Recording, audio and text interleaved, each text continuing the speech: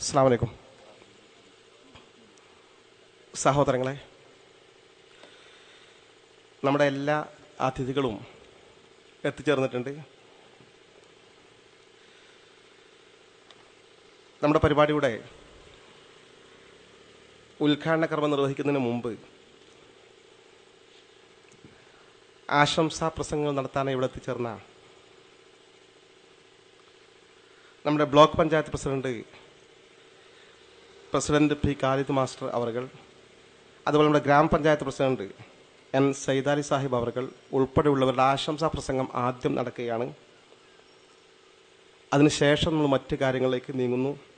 ആദ്യമായി ആശംസാ പ്രസംഗം നിർവഹിക്കാനായി ഖാലിദ് മാസ്റ്റർ അവർകളെ സ്നേഹാദരപൂർവ്വം ക്ഷണിച്ചുകൊള്ളുന്നു. അസ്സലാമു അലൈക്കും.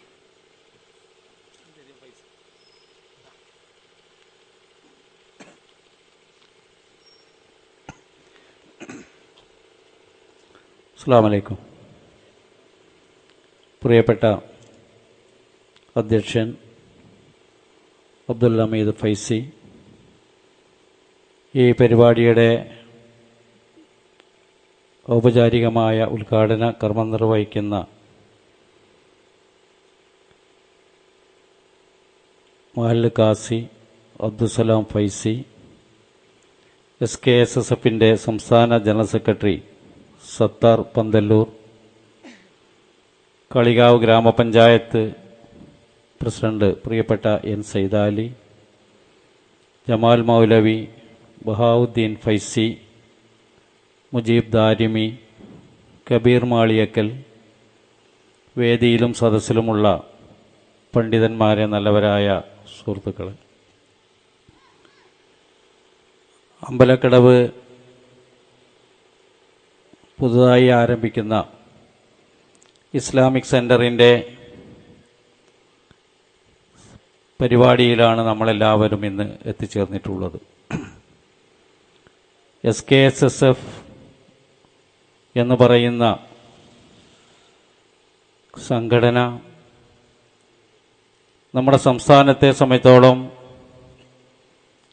വളരെയേറെ വർഷങ്ങളായി ദീനീ പ്രവർത്തന രംഗത്ത് ഊർജ്ജസ്വലമായി പ്രവർത്തിച്ചു കൊണ്ടിരിക്കുന്ന ഒരു പ്രസ്ഥാനമാണ്. നമ്മുടെ പ്രദേശങ്ങളിലൊക്കെ മതപരമായ രംഗങ്ങളിലും ധാർമ്മികമായ കാര്യങ്ങളിലും വളരെയധികം സജീവ സാന്നിധ്യമായി പ്രവർത്തിച്ചു വരുന്ന സംഘടനയാണ് അമ്പലക്കടവിലെ ഇസ്ലാമിക് സെന്ററിന് നേതൃത്വം നൽകുന്നത് എന്ന കാര്യത്തിൽ വളരെയേറെ സന്തോഷമുണ്ട്. അമ്പലക്കടവ് പ്രദേശത്തെക്കുറിച്ച് സൂചിപ്പിക്കുമ്പോൾ ഇവിടെ സ്വാഗത പ്രാസംഗികൻ സൂചിപ്പിച്ചതുപോലെ എത്രയോ വർഷമായി ദീനീബോധവും കൈമുതലായിക്കൊണ്ട് തന്നെ എല്ലാ രംഗങ്ങളിലും എല്ലാവർക്കും വേണ്ട നിർദ്ദേശങ്ങളും ലഭിച്ചുകൊണ്ട് ഒരു നല്ല തലമുറയെ ഈ പ്രദേശത്ത് ഉണ്ടാക്കി തീർക്കാൻ സാധിച്ചിട്ടുണ്ട് എന്ന കാര്യത്തിൽ യാതൊരു സംശയവുമില്ല.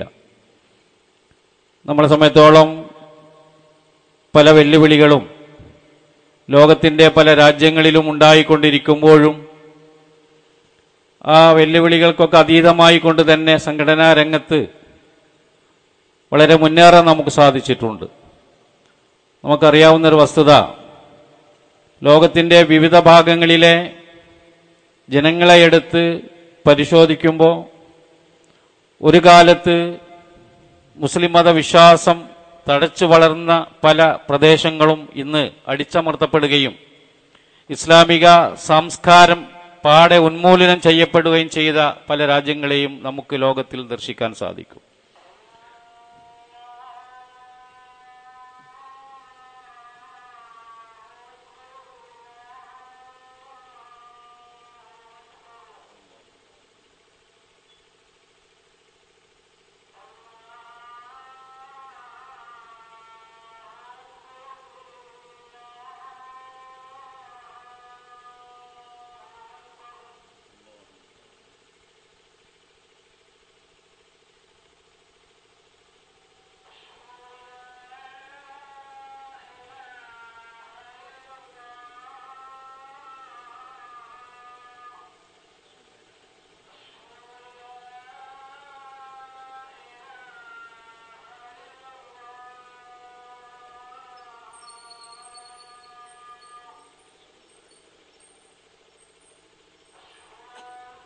സിന്ദാബാദ് വിദ്യാർത്ഥി ഐക്യം സിന്ദാബാദ് സിന്ദാബാദ് സിന്ദാബാദ് SKSSF സിന്ദാബാദ് സിന്ദാബാദ് സിന്ദാബാദ് വിദ്യാർത്ഥി ഐക്യം സിന്ദാബാദ് വിജ്ഞാനം വിനയം സേവനം വിസ്മയമായി വളർന്നു വന്നു വിദ്യാർത്ഥികൾക്കാശ്വാസനാളം വിളങ്ങുന്ന ചരിത്രമെഴുതി വിജ്ഞാനം വിനയം സേവനം വിസ്മയമായി വളർന്നു വന്നു വിദ്യാർത്ഥികൾക്കാശ്വാസനാളം വിളങ്ങുന്ന ചരിത്രമെഴുതി സിന്ദാബാദ് സിന്ദാബാദ് SKSSF സിന്ദാബാദ് സിന്ദാബാദ് സിന്ദാബാദ് വിദ്യാർത്ഥി ഐക്യം സിന്ദാബാദ്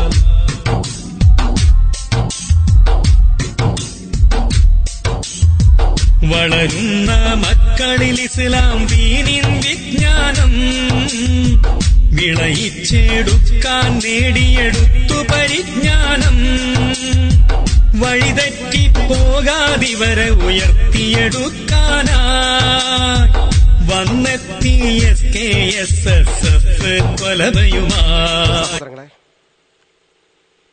ജമാഅത്ത് ഇഷ 8:05 8 മണിക്ക് നമ്മളെ ഈ സെഷൻ അവസാനിപ്പിച്ച് ഇടയ്ക്ക് വെച്ച് നിർത്തിവെച്ച് നേരെ ജമാഅത്തിന് പോകുന്നു. ഇഷ ജമാഅത്ത് കഴിഞ്ഞ് നേരെ ഇവിടെ തിരിച്ചു വരുന്നു, വീണ്ടും പരിപാടി പുനരാരംഭിക്കുന്നു. ഈ വിധത്തിലാണ് ക്രമീകരിച്ചിട്ടുള്ളത്.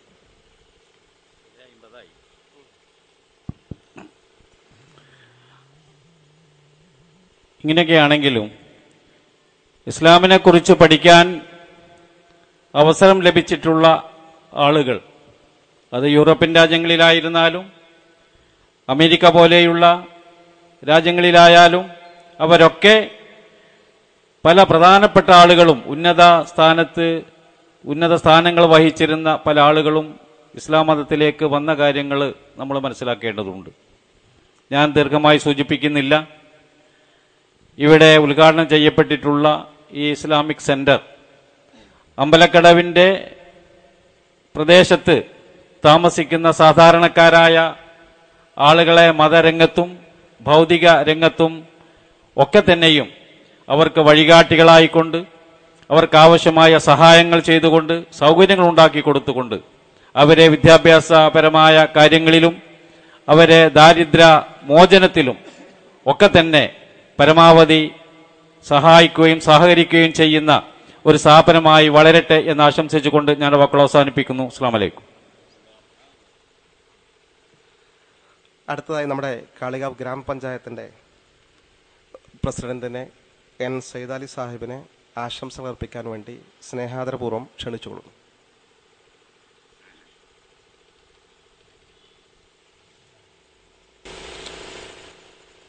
ബഹുമാന്യനായ അധ്യക്ഷൻ Abdul Hameed Faizy, SYS state secretary, ഈ ഇസ്ലാമിക് സെൻ്ററിൻ്റെ ഉദ്ഘാടനം നിർവഹിച്ച അബ്ദുസലാം ഫൈസി ഇരങ്ങാട്ടി, മുഖ്യ പ്രഭാഷണം നടത്തുന്ന Sathar Panthaloor, SKSSF state general secretary, വേദിയിലിരിക്കുന്ന Kalikavu block panchayat president Khalid master, മറ്റ് വേദിയിലിരിക്കുന്ന പണ്ഡിതന്മാരെ, ഇവിടെ സന്നിധരായ ബഹുമാന്യരായ പണ്ഡിതന്മാരെ, സഹോദരങ്ങൾ, ഇവിടെ ഉദ്ഘാടനം ചെയ്യപ്പെട്ട സമസ്ത കേരള ഇസ്ലാമിക് സെൻറ്റർ അമ്പലക്കടവ് പ്രദേശത്തെ മുസ്ലിങ്ങൾക്ക് ഒരു വഴികാട്ടിയായി ഭാവിയിൽ വിദ്യാഭ്യാസ രംഗത്തും അതുപോലെ തന്നെ മതപരമായ രംഗത്തുമെല്ലാം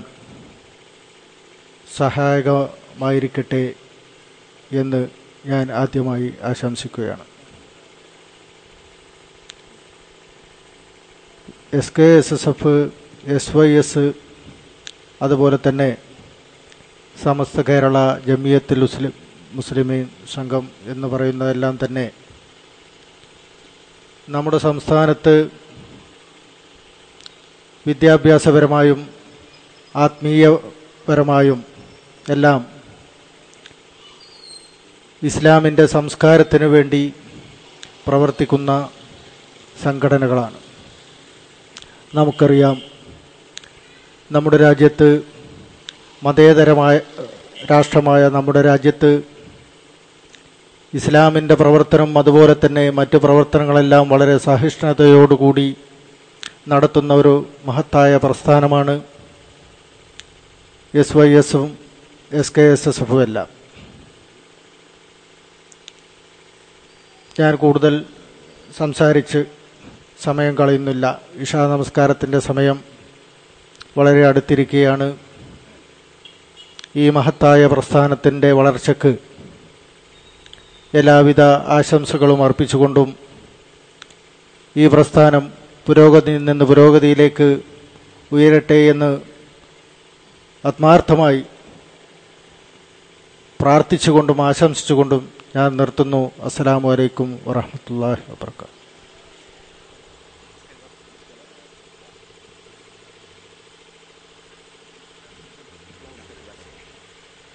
സഹോദരങ്ങളെ, നമുക്ക് ഏതാനും ആശംസകൾ മാത്രമാണുള്ളത്. അത് കഴിഞ്ഞാൽ മുഖ്യ പ്രഭാഷണം ആരംഭിക്കുകയായി. നമ്മൾ നേരെ ജമാഅത്തിനായി പള്ളിയിൽ പോകുന്നു. നിസ്കാരം നിർവഹിച്ച് നേരെ യഥാസ്ഥാനത്ത് വന്നിരുന്ന് നമുക്ക് ഒട്ടും വൈകാതെ അതേപടി പരിപാടി തുടരാം. അള്ളാഹു അനുഗ്രഹിക്കുമാറാകട്ടെ.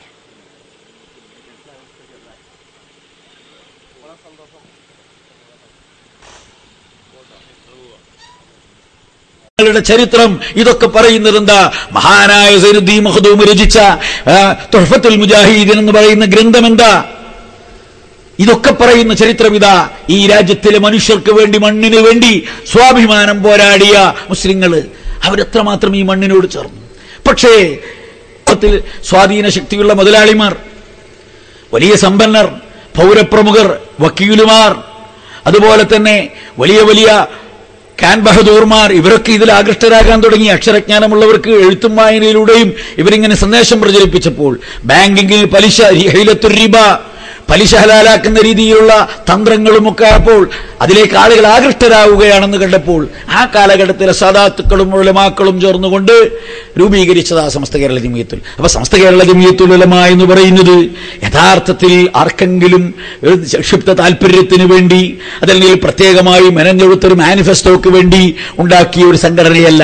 ഇസ്ലാം, തനതായ ഇസ്ലാം, അത് അപ്രതിരോധ്യമായ രീതിയിൽ അതിനെ നിലനിർത്താൻ ആർക്കും കടന്നു കയറാൻ കഴിയാത്ത വിധത്തിൽ, വികലമാകാത്ത വിധത്തിൽ, വള്ളി വ്യത്യാസമില്ലാതെ നിലനിർത്താൻ പ്രവാചക കാലത്ത് സ്വഹാബത്ത് കൊണ്ടുവന്ന ദീൻ എങ്ങനെയാ അതുപോലെ നിലനിർത്താൻ വേണ്ടി ഉണ്ടാക്കിയ സംഘടന അതാണ് സമസ്ത കേരള ജംഇയ്യത്തുൽ ഉലമ. അതിന്റെ പോഷക സംഘടനകളാണ് SKSF-ഉം SYS-ഉം ഒക്കെ. അല്ലാഹു സുബ്ഹാനഹു വ തആല നമുക്ക് വരദാനമായി ഈ ഉമ്മത്തിന് തന്നതാ. ഇവിടങ്ങൾ ആലോചിച്ച് നോക്കാണി, നമുക്കൊരു രാഷ്ട്രീയ പിന്തുണ ഒരു കാലത്തും ഇസ്ലാമിക ചരിത്രത്തിൽ ഉണ്ടായിട്ടുണ്ടായിരുന്നില്ല. ഉണ്ടോ? ടിപ്പു സുൽത്താൻ ഒന്നിച്ചില്ലാനം വർഷം ഇതിലെങ്ങനെ പടയോട്ടം നടത്തിയതൊഴിച്ചാൽ ഇവിടെ മുഗൾ ചക്രവർത്തിമാരുടെ അധികാര കേന്ദ്രമായിരുന്നില്ല. ഗസനവിമാർ ഇവിടെ ഭരിച്ചിട്ടില്ല, ഇവിടെ തുഗ്ലക് വംശം ഭരിച്ചിട്ടില്ല, ഇവിടെ സാമൂതിരിയും അതുപോലെയുള്ള കോലോത്തിരിയും അതുപോലെ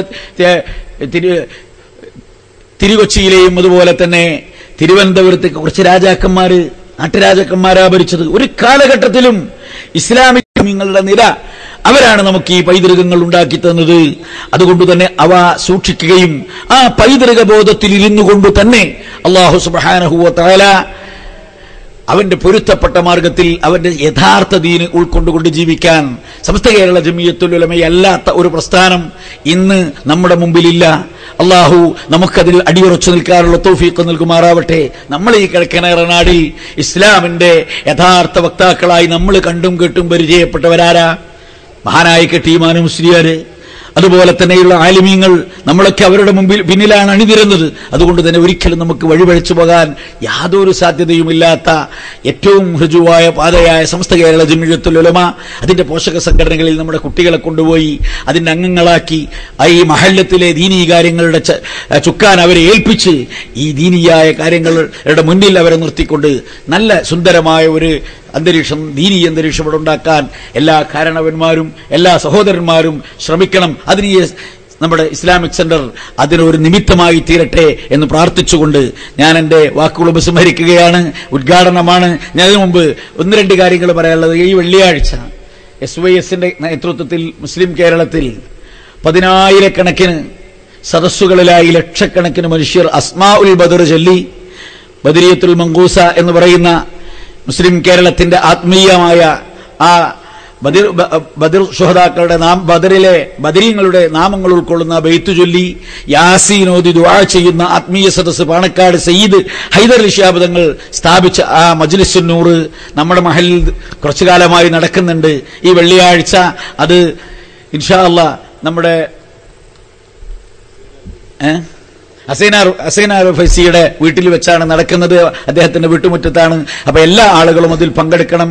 അതുപോലെ വ്യാഴാഴ്ച പതിവ് പോലെ പള്ളിയിലുള്ള സ്വലാത്തുണ്ടാകും. ഈ 2 കാര്യം നിങ്ങൾ ഓർമ്മപ്പെടുത്തുകയാണ്. മറ്റൊരു കാര്യം, ചോക്കാട് മഹല്ല് സംഘടിപ്പിക്കുന്ന കുറച്ച് ദിവസം 4 ദിവസം നീണ്ടു നിൽക്കുന്ന ഒരു മതപ്രഭാഷണ പരമ്പര ഈ വരുന്ന ദിവസം തുടങ്ങുന്നുണ്ട്. പ്രഗത്ഭരായ പണ്ഡിതന്മാരൊക്കെ പങ്കെടുക്കുന്നതിന്റെ പോസ്റ്ററും പ്രചരണ സാമഗ്രികളൊക്കെ ഇവിടെ എത്തിയിട്ടുണ്ട്.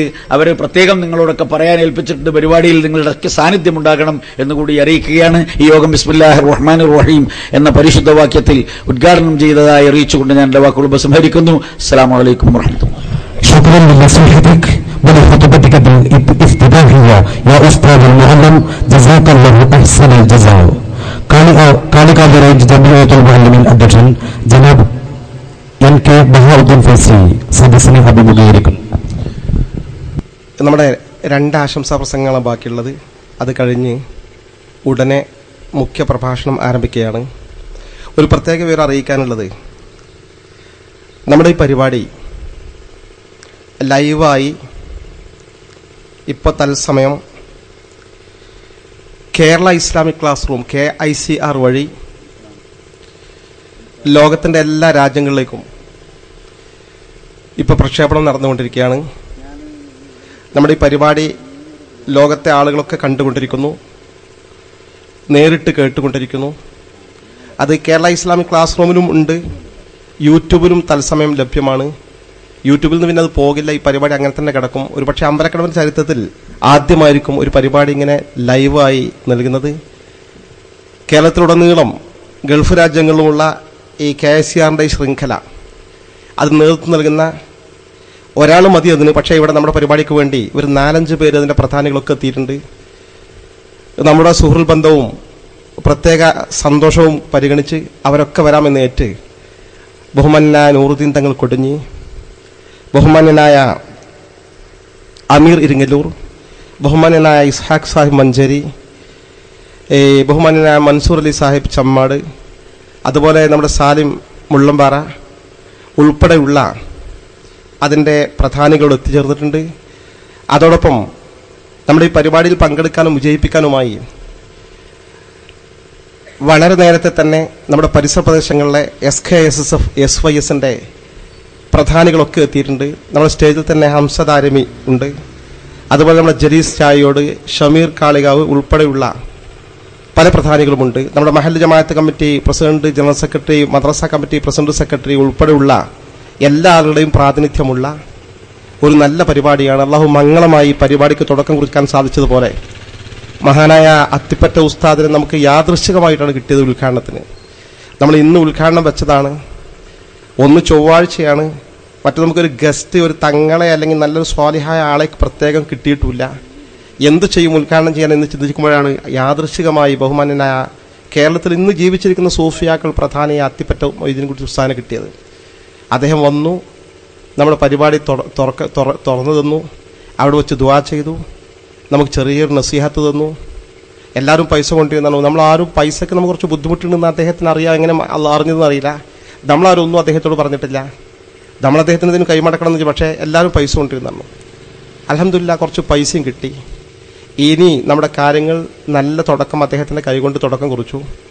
ഇനി നമുക്ക് ഈ പരിപാടി ഇവിടെ സൂചിപ്പിച്ച വലിയ പദ്ധതികൾ ആവിഷ്കരിച്ചിട്ടുണ്ട്. സുന്നി യുവജന സംഘവും SKSസും ചേർന്നു.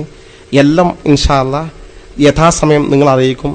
നമുക്ക് ഭംഗിയായി മുന്നോട്ട് കൊണ്ടുപോയി നമ്മുടെ നാട്ടിലെ ദീനി പ്രവർത്തനം പൂർവോപരി ഭംഗിയായി ഫലപ്രദമായ നിലയിൽ നടത്താൻ സാധിക്കണം. അള്ളാഹു സഹായിക്കുമാറാകട്ടെ. ആമീൻ പ്രാർത്ഥിച്ചുകൊണ്ട് ആശംസയ്ക്ക് വേണ്ടി സ്നേഹപൂർവ്വം Kalikavu range Jamiyyathul Muallimeen general secretary Bahauddeen ഫൈസിയെ ക്ഷണിച്ചോളൂ.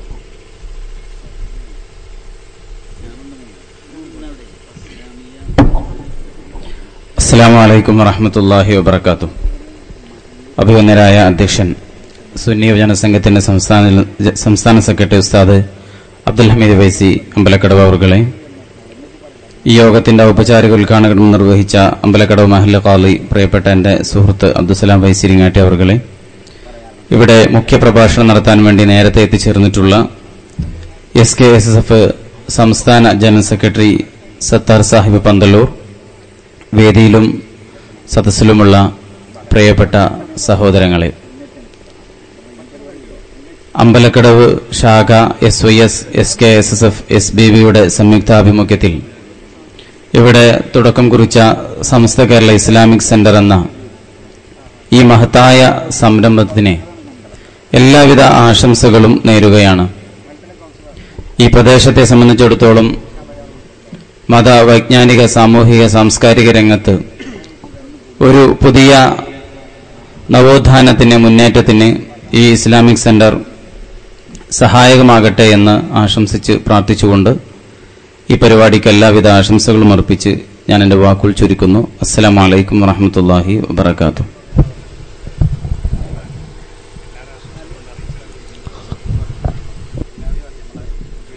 നമ്മുടെ ആശംസകൾ ഇനി നടത്തുന്നില്ല എന്നാണ് പറഞ്ഞത്. മുഖ്യപ്രഭാഷണത്തിന് വേണ്ടി വഴിമാറി കൊടുക്കുകയാണ് മേഖലാ ജനറൽ സെക്രട്ടറി കാളികാവ് നമ്മുടെ കബീർ മാളിയക്കൽ, പിന്നെ അതുപോലെ നമ്മുടെ തങ്ങളുണ്ട്, പിന്നെ നമ്മുടെ ഹംസദാര്യമുണ്ട്. എല്ലാം മാറ്റിവെച്ച് ഇൻഷാ അല്ലാഹ് മുഖ്യപ്രഭാഷണം നിർവഹിക്കാനായി SKSSFന്റെ സംസ്ഥാന ജനറൽ സെക്രട്ടറി സത്താർ പന്തല്ലൂർ അവരെ സവിനയം ക്ഷണിച്ചോളൂ.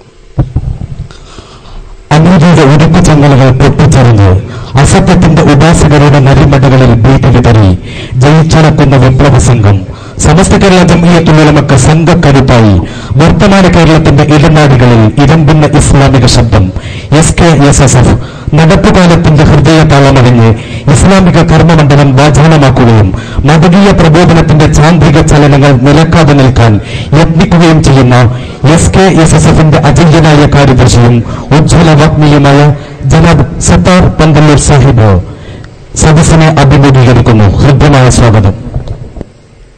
അസ്സലാമു അലൈക്കും വറഹ്മത്തുള്ളാഹി വബറകാതുഹു. ബിസ്മില്ലാഹി വൽഹംദുലില്ലാഹി വസ്സലാത്തു വസ്സലാമു അലാ അഷ്റഫി റസൂലില്ലാഹി വഅലാ ആലിഹി അൽഫായിസീൻ അല്ലാഹ്. റബ്ബി ഇശ്റഹ് ലി സദ്രി വയസ്സിർ ലി അംരി വഹ്ലുൽ ഉഖ്ദതം മിൻ ലിസാനി യഫ്ഖഹു ഖൗലി. സുബ്ഹാനക ലാ ഇൽമ ലനാ ഇല്ലാ മാ അല്ലംതനാ ഇന്നക അൻതൽ അലീമുൽ ഹകീം. ഈ സമ്മേളനത്തിൻ്റെ ആദരണീയനായ അധ്യക്ഷൻ അബ്ദുൽ ഹമീദ് ഫൈസി അവർകളെ, വേദിയിൽ സന്നിഹിതരായ സമാദരണീയരായ പണ്ഡിത ശ്രേഷ്ഠരെ, ഇസ്ലാമിക് സെന്ററിൻ്റെ ഉദ്ഘാടന സമ്മേളനത്തിൽ വളരെ ആവേശപൂർവ്വം ഒരുമിച്ച് കൂടിയിട്ടുള്ള ബഹുമാന്യരായ രക്ഷിതാക്കളെ, യുവജന വിദ്യാർത്ഥി സുഹൃത്തുക്കളെ, സഹോദരി സഹോദരന്മാരെ, ഈ പ്രദേശത്തിന് ഇവിടെ വളർന്നു വരുന്ന യുവജന വിദ്യാർത്ഥികൾക്ക്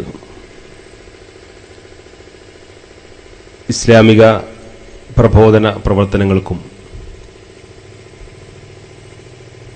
നമ്മുടെ നാട്ടിലെ മറ്റു സാമൂഹിക പ്രവർത്തനങ്ങൾക്കൊക്കെ വലിയ പ്രചോദനം നൽകുന്ന തലത്തിലുള്ള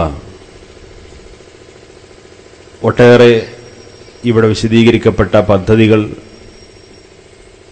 വളരെ ഫലപ്രദമായി നടപ്പിലാക്കുന്നതിനു വേണ്ടി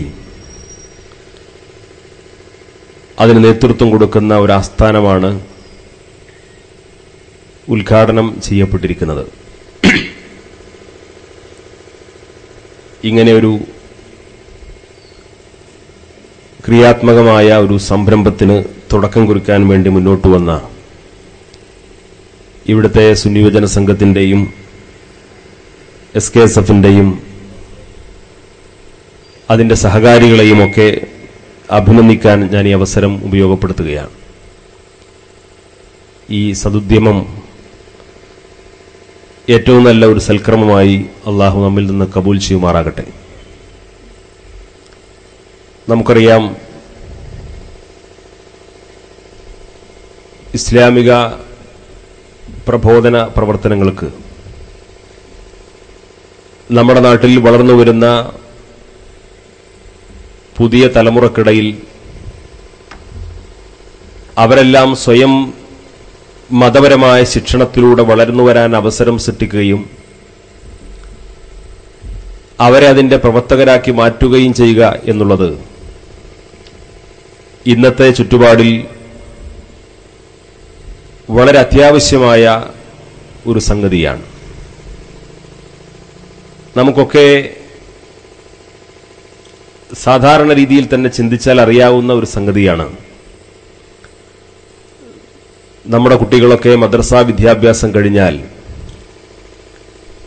ഓരോ നാട്ടിലും വളരെ കുറഞ്ഞൊരു ശതമാനം മാത്രം വിദ്യാർത്ഥികളാണ് അവരുടെ മറ്റു ഭൗതിക വിദ്യാഭ്യാസ തിരക്കുകൾക്കിടയിൽ മതവിജ്ഞാനവുമായി ബന്ധപ്പെടുന്നത്. നമ്മൾ മുതിർന്നവരാണെങ്കിൽ പോലും പള്ളികളിൽ നിന്നോ മദ്രസകളിൽ നിന്നോ ഏതെങ്കിലും വിജ്ഞാന സദസ്സുകളിൽ നിന്നോ മതപഠന ക്ലാസുകളിൽ നിന്നോ മാത്രം ലഭ്യമാകുന്ന വളരെ പരിമിതമായ മതപരമായ അറിവുകൾ മാത്രമാണ് പിൽക്കാലത്ത് നമുക്ക് ലഭ്യമാകുന്നത്.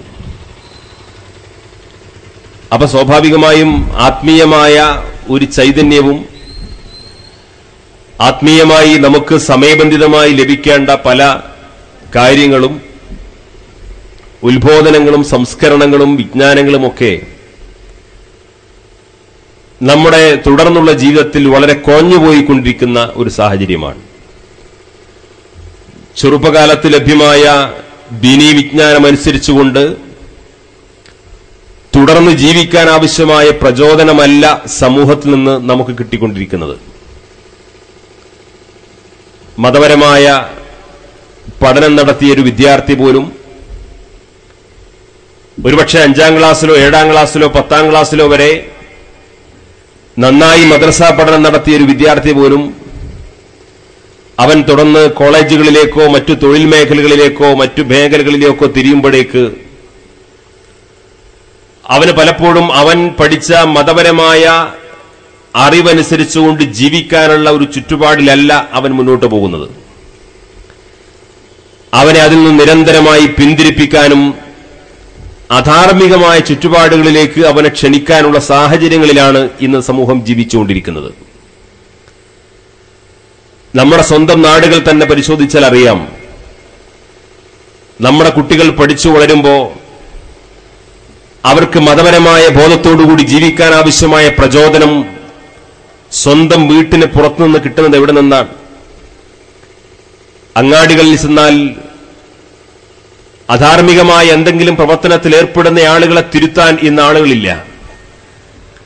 മുൻകാലങ്ങളിലൊക്കെ നമ്മുടെ കൊച്ചു കൊച്ചു അങ്ങാടികളിൽ എന്തെങ്കിലും വൃത്തികേടുകൾക്ക് നേതൃത്വം കൊടുക്കുന്ന ആളുകളെ കണ്ടാൽ അവരെ ഉപദേശിക്കാനും അവരെ പിന്തിരിപ്പിക്കാനും അവരെയൊക്കെ അതിൽ നിന്ന് പിന്മാറ്റാനുമുള്ള ശ്രമങ്ങൾ നമ്മുടെ കൊച്ചു നഗരങ്ങളിൽ, അങ്ങാടികളിൽ, ഗ്രാമങ്ങളിലൊക്കെ ഉണ്ടായിരുന്നു. ഈ കുട്ടികൾ കോളേജിൽ ചെന്നാൽ, കോളേജ് ക്യാമ്പസുകളിൽ ചെന്നാൽ, സ്കൂളുകളിൽ ചെന്നാൽ അവിടെ ഒരിക്കലും മതപരമായ ശിക്ഷണം ലഭ്യമാകുന്നില്ല എന്ന് മാത്രമല്ല, അവൻ പഠിച്ച മതപരമായ അറിവുകൾക്കനുസരിച്ചുകൊണ്ട് ജീവിക്കാൻ ഒരു പ്രചോദനവും അവന് കിട്ടുന്നില്ല.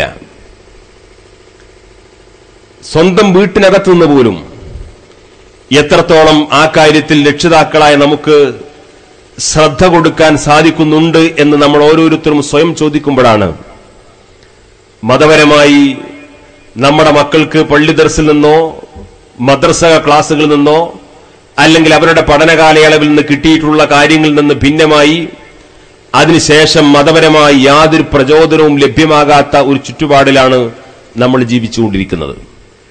മനുഷ്യനെ സംബന്ധിച്ചിടത്തോളം ഒരുപാട് ആർത്തിയോടുകൂടി ജീവിച്ചുകൊണ്ടിരിക്കുന്ന ഒരു കാലമാണ്.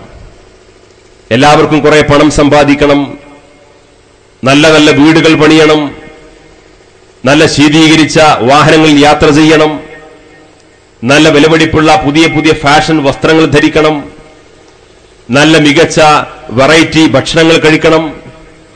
ഇങ്ങനെ ഓരോ ദിവസവും ഓരോ ആഘോഷമാക്കി ജീവിക്കണം എന്നതിനേക്കാളപ്പുറം സ്വന്തം ജീവിതത്തെക്കുറിച്ചോ സ്വന്തം മാതാപിതാക്കളെക്കുറിച്ചോ അവന്റെ മക്കളെക്കുറിച്ചോ അവന്റെ വളർന്നുവരുന്ന മക്കളുടെ ഭാവിയെക്കുറിച്ചോ അവരുടെ മതബോധത്തെക്കുറിച്ചൊക്കെ ഇന്ന് സമൂഹത്തിൽ എത്ര പേർ ചിന്തിക്കുന്നുവെന്ന് ഗൗരവപൂർവ്വം ചിന്തിക്കേണ്ട ഒരു സാഹചര്യത്തിലാണ്, സമൂഹത്തിലാണ് നമ്മൾ ജീവിച്ചുകൊണ്ടിരിക്കുന്നത്. ഇങ്ങനെയുള്ള സമൂഹത്തിൽ സ്വാഭാവികമായും അവിടെ മതപരമായ അറിവുകളും നന്മകളും നിലനിർത്തേണ്ടത് അത്യന്താപേക്ഷിതമാണ്. ആ മതപരമായ നന്മകൾ കാത്തുസൂക്ഷിക്കൽ അനിവാര്യമാണ്. ഈ മതപരമായ അറിവുകൾ സംരക്ഷിക്കാനും നിലനിർത്താനും തൊട്ടടുത്ത തലമുറകൾക്ക് അതിന്റെ സമ്പൂർണതയോടുകൂടി കൈമാറാൻ ആവശ്യമായ പരിശ്രമം നമ്മുടെ തൊട്ടു മുമ്പിലുണ്ടായിരുന്ന തലമുറ വളരെ കഠിനാധ്വാനം ചെയ്തുകൊണ്ട് നിർവഹിച്ചതിന്റെ പരിണിത ഫലമാണ് ഇന്ന് ഈ തൊപ്പിയും തലപ്പാവും ധരിച്ചുകൊണ്ട് ഈ പള്ളിയുടെ ചാരത്ത് ദീനിയായ ഒരു വിഷയത്തിന്റെ വിളിയാളം കേട്ടുകൊണ്ട് ഒരുമിച്ചുകൂടാൻ നമുക്ക് സാധിച്ചത്. നമ്മൾ ഇന്ന് കേട്ട ഒരു അനൗൺസ്മെന്റിന്റെ പിറകിലോ അല്ലെങ്കിൽ ഇന്ന് കണ്ട ഒരു നോട്ടീസിന്റെ പിറകിലോ സഞ്ചരിച്ചത് കൊണ്ടല്ല, അതിനേക്കാളപ്പുറം നമുക്കുണ്ടായിട്ടുള്ള ഒരു ഉൾവിളിയാണ്. ഇങ്ങനെ മതപരമായ എന്തെങ്കിലും ചടങ്ങുകളോ സംരംഭങ്ങളോ ഉണ്ടായിക്കഴിഞ്ഞാൽ അവിടെ ഒരുമിച്ചുകൂടണം, അവിടെ സഹകരിക്കണം, അത് എന്റെ ബാധ്യതയാണ് എന്ന് ചിന്തിക്കാൻ ആവശ്യമായിട്ടുള്ള നമ്മുടെ ഒരു മാനസികാവസ്ഥ നമുക്ക് വളർന്നു വരാൻ കാരണം എന്താണ്? നമ്മുടെ മാതാപിതാക്കളോ നമ്മുടെ ഗുരുവര്യന്മാരോ അല്ലെങ്കിൽ നാം നമ്മുടെ കുടുംബത്തിൽ നമ്മുടെ നാട്ടിൽ നമ്മുടെ വീട്ടിൽ ജീവിച്ച ആ സാഹചര്യങ്ങളാണ് നമ്മളെ അതിനുവേണ്ടി പ്രേരിപ്പിച്ചത് എന്നത് നമ്മൾ ഗൗരവമായി ആലോചിക്കേണ്ട സംഗതിയാണ്.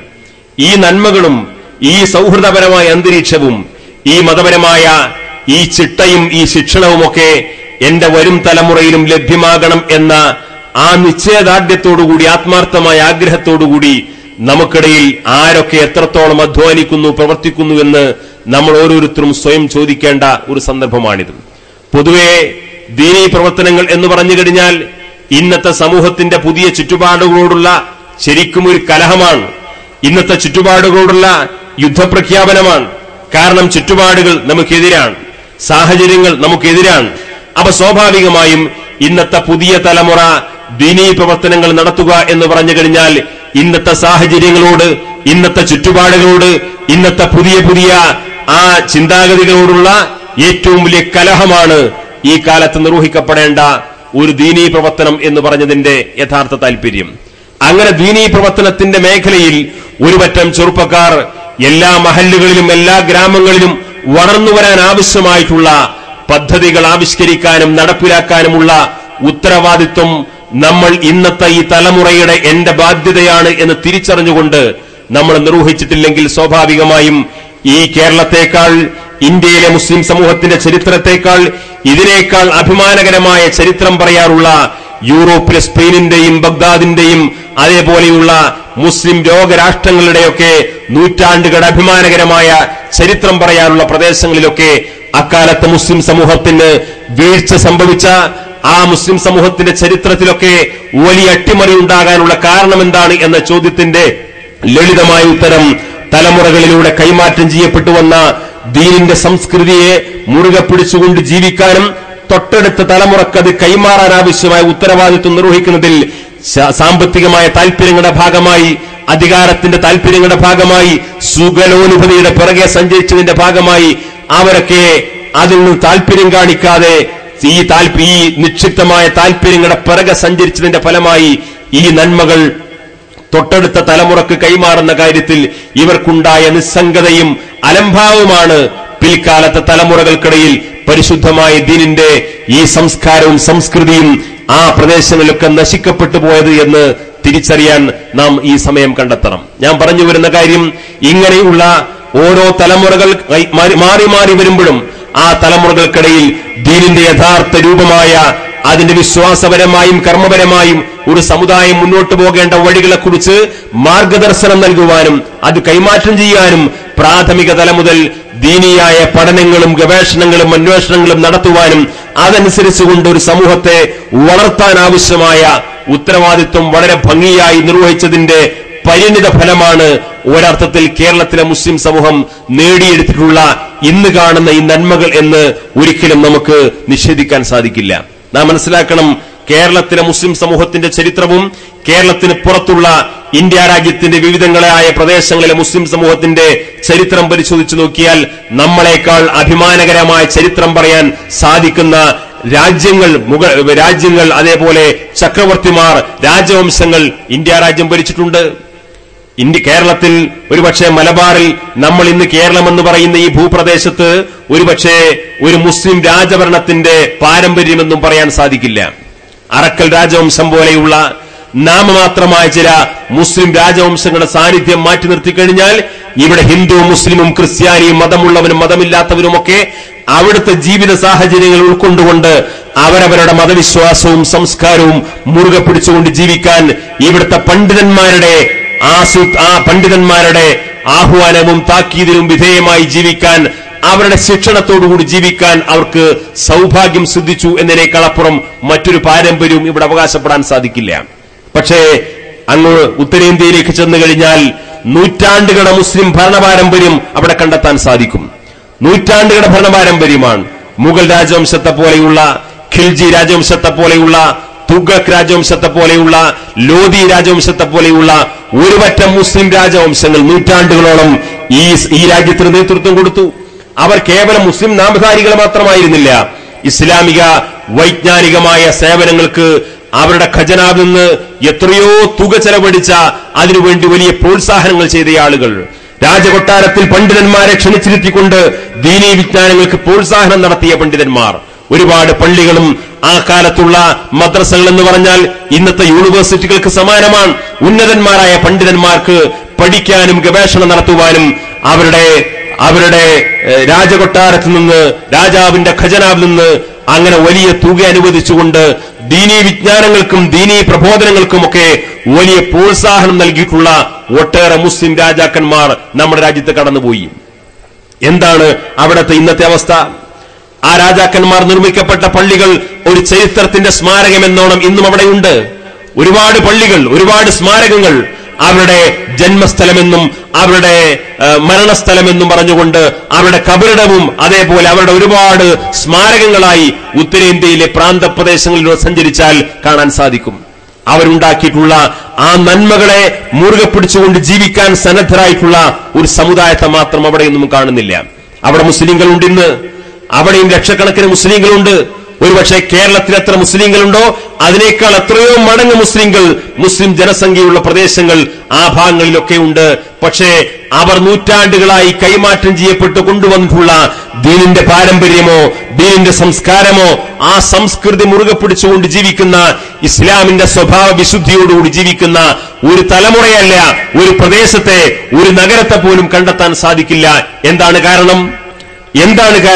ഈ ഒരു പാരമ്പര്യമില്ലാത്ത കേരളത്തിൽ പോലും ഈ ഇസ്ലാമിന്റെ സംസ്കൃതി മുറുകെ പിടിച്ചുകൊണ്ട് ജീവിക്കാൻ കഴിയുന്ന ഒരു മഹല്ലല്ല, ഒരു നഗരമല്ല, ആയിരക്കണക്കിന് മഹല്ലുകൾ ഇന്ന് കേരളത്തിലെ മുസ്ലിം സമൂഹത്തിനിടയിൽ ചൂണ്ടിക്കാണിക്കാൻ സാധിക്കുമെങ്കിൽ എന്താണ് ഇത് തമ്മിലുള്ള വ്യത്യാസം? ഇത് നമ്മൾ തിരിച്ചറിയണം. ഈ വ്യത്യാസം നമ്മൾ തിരിച്ചറിയണം. ഇത് സാമ്പത്തികമായ സ്വാധീനം കൊണ്ടുണ്ടായ വ്യത്യാസമല്ല, അല്ലെങ്കിൽ മറ്റെന്തെങ്കിലും ഒരു സാമൂഹ്യമായ ഇവിടുത്തെ അനുകൂലമായ സാഹചര്യങ്ങൾക്കുണ്ടായ വ്യത്യാസമല്ല, ഭൗതികമായ സൗകര്യങ്ങൾ കൊണ്ടുണ്ടായ വ്യത്യാസമല്ല. അതിനേക്കാൾ അപ്പുറം ഇതെന്റെ പരിശുദ്ധമായ ദീനാണ്, ഇത് മുറുകെ പിടിക്കാൻ എനിക്ക് ബാധ്യതയുണ്ട്, എന്റെ മക്കളെ ആ ശിക്ഷണത്തിലൂടെ വളർത്താൻ എനിക്ക് ഉത്തരവാദിത്വമുണ്ട് എന്ന് ചിന്തിക്കുന്ന, അതിൽ പ്രചോദനം ഉൾക്കൊണ്ടുകൊണ്ട് ജീവിക്കാൻ താല്പര്യപ്പെടുന്ന ഒരു തലമുറയല്ല. തലമുറകൾ മാറി മാറി വരുമ്പോഴും ആ തലമുറകളെല്ലാം അതനുസരിച്ചുകൊണ്ട് വളർത്താൻ പ്രേരിപ്പിക്കുന്ന ഒരു മതനേതൃത്വം കേരളത്തിലെ മുസ്ലിം സമൂഹത്തിനുണ്ടായതുകൊണ്ടാണ്. ഇതൊരു ചെറിയ കാര്യമല്ല. കേരളത്തിലെ മുസ്ലിം സമൂഹം ഈ നന്മകളെല്ലാം നേടിയെടുത്തിന്റെ അടിസ്ഥാനപരമായ കാരണമെന്ത് എന്ന ചോദ്യത്തിന് ഉത്തരം ഏത് പ്രദേശം, ഏത് മേഖലകളിൽ മുസ്ലിം സമുദായത്തിന് വിദ്യാഭ്യാസ രംഗത്ത് പുരോഗതിയുണ്ട് കേരളത്തിൽ, രാഷ്ട്രീയ രംഗത്ത് വലിയ പുരോഗതി ഉണ്ടായിട്ടുണ്ട് കേരളത്തിൽ, സാമ്പത്തിക മേഖലയിൽ വലിയ പുരോഗതി ഉണ്ടായിട്ടുണ്ട് കേരളത്തിൽ, സാഹിത്യ മേഖലയിൽ, പത്രപ്രവർത്തന മേഖലയിൽ, വാണിജ്യ മേഖലയിൽ, ഏത് മേഖല പരിശോധിച്ചാലും കേരളത്തിലെ മുസ്ലിങ്ങൾ ശരാശരി പുരോഗതി പ്രാപിച്ചവരാണ്. എന്താണ് ഇതിന്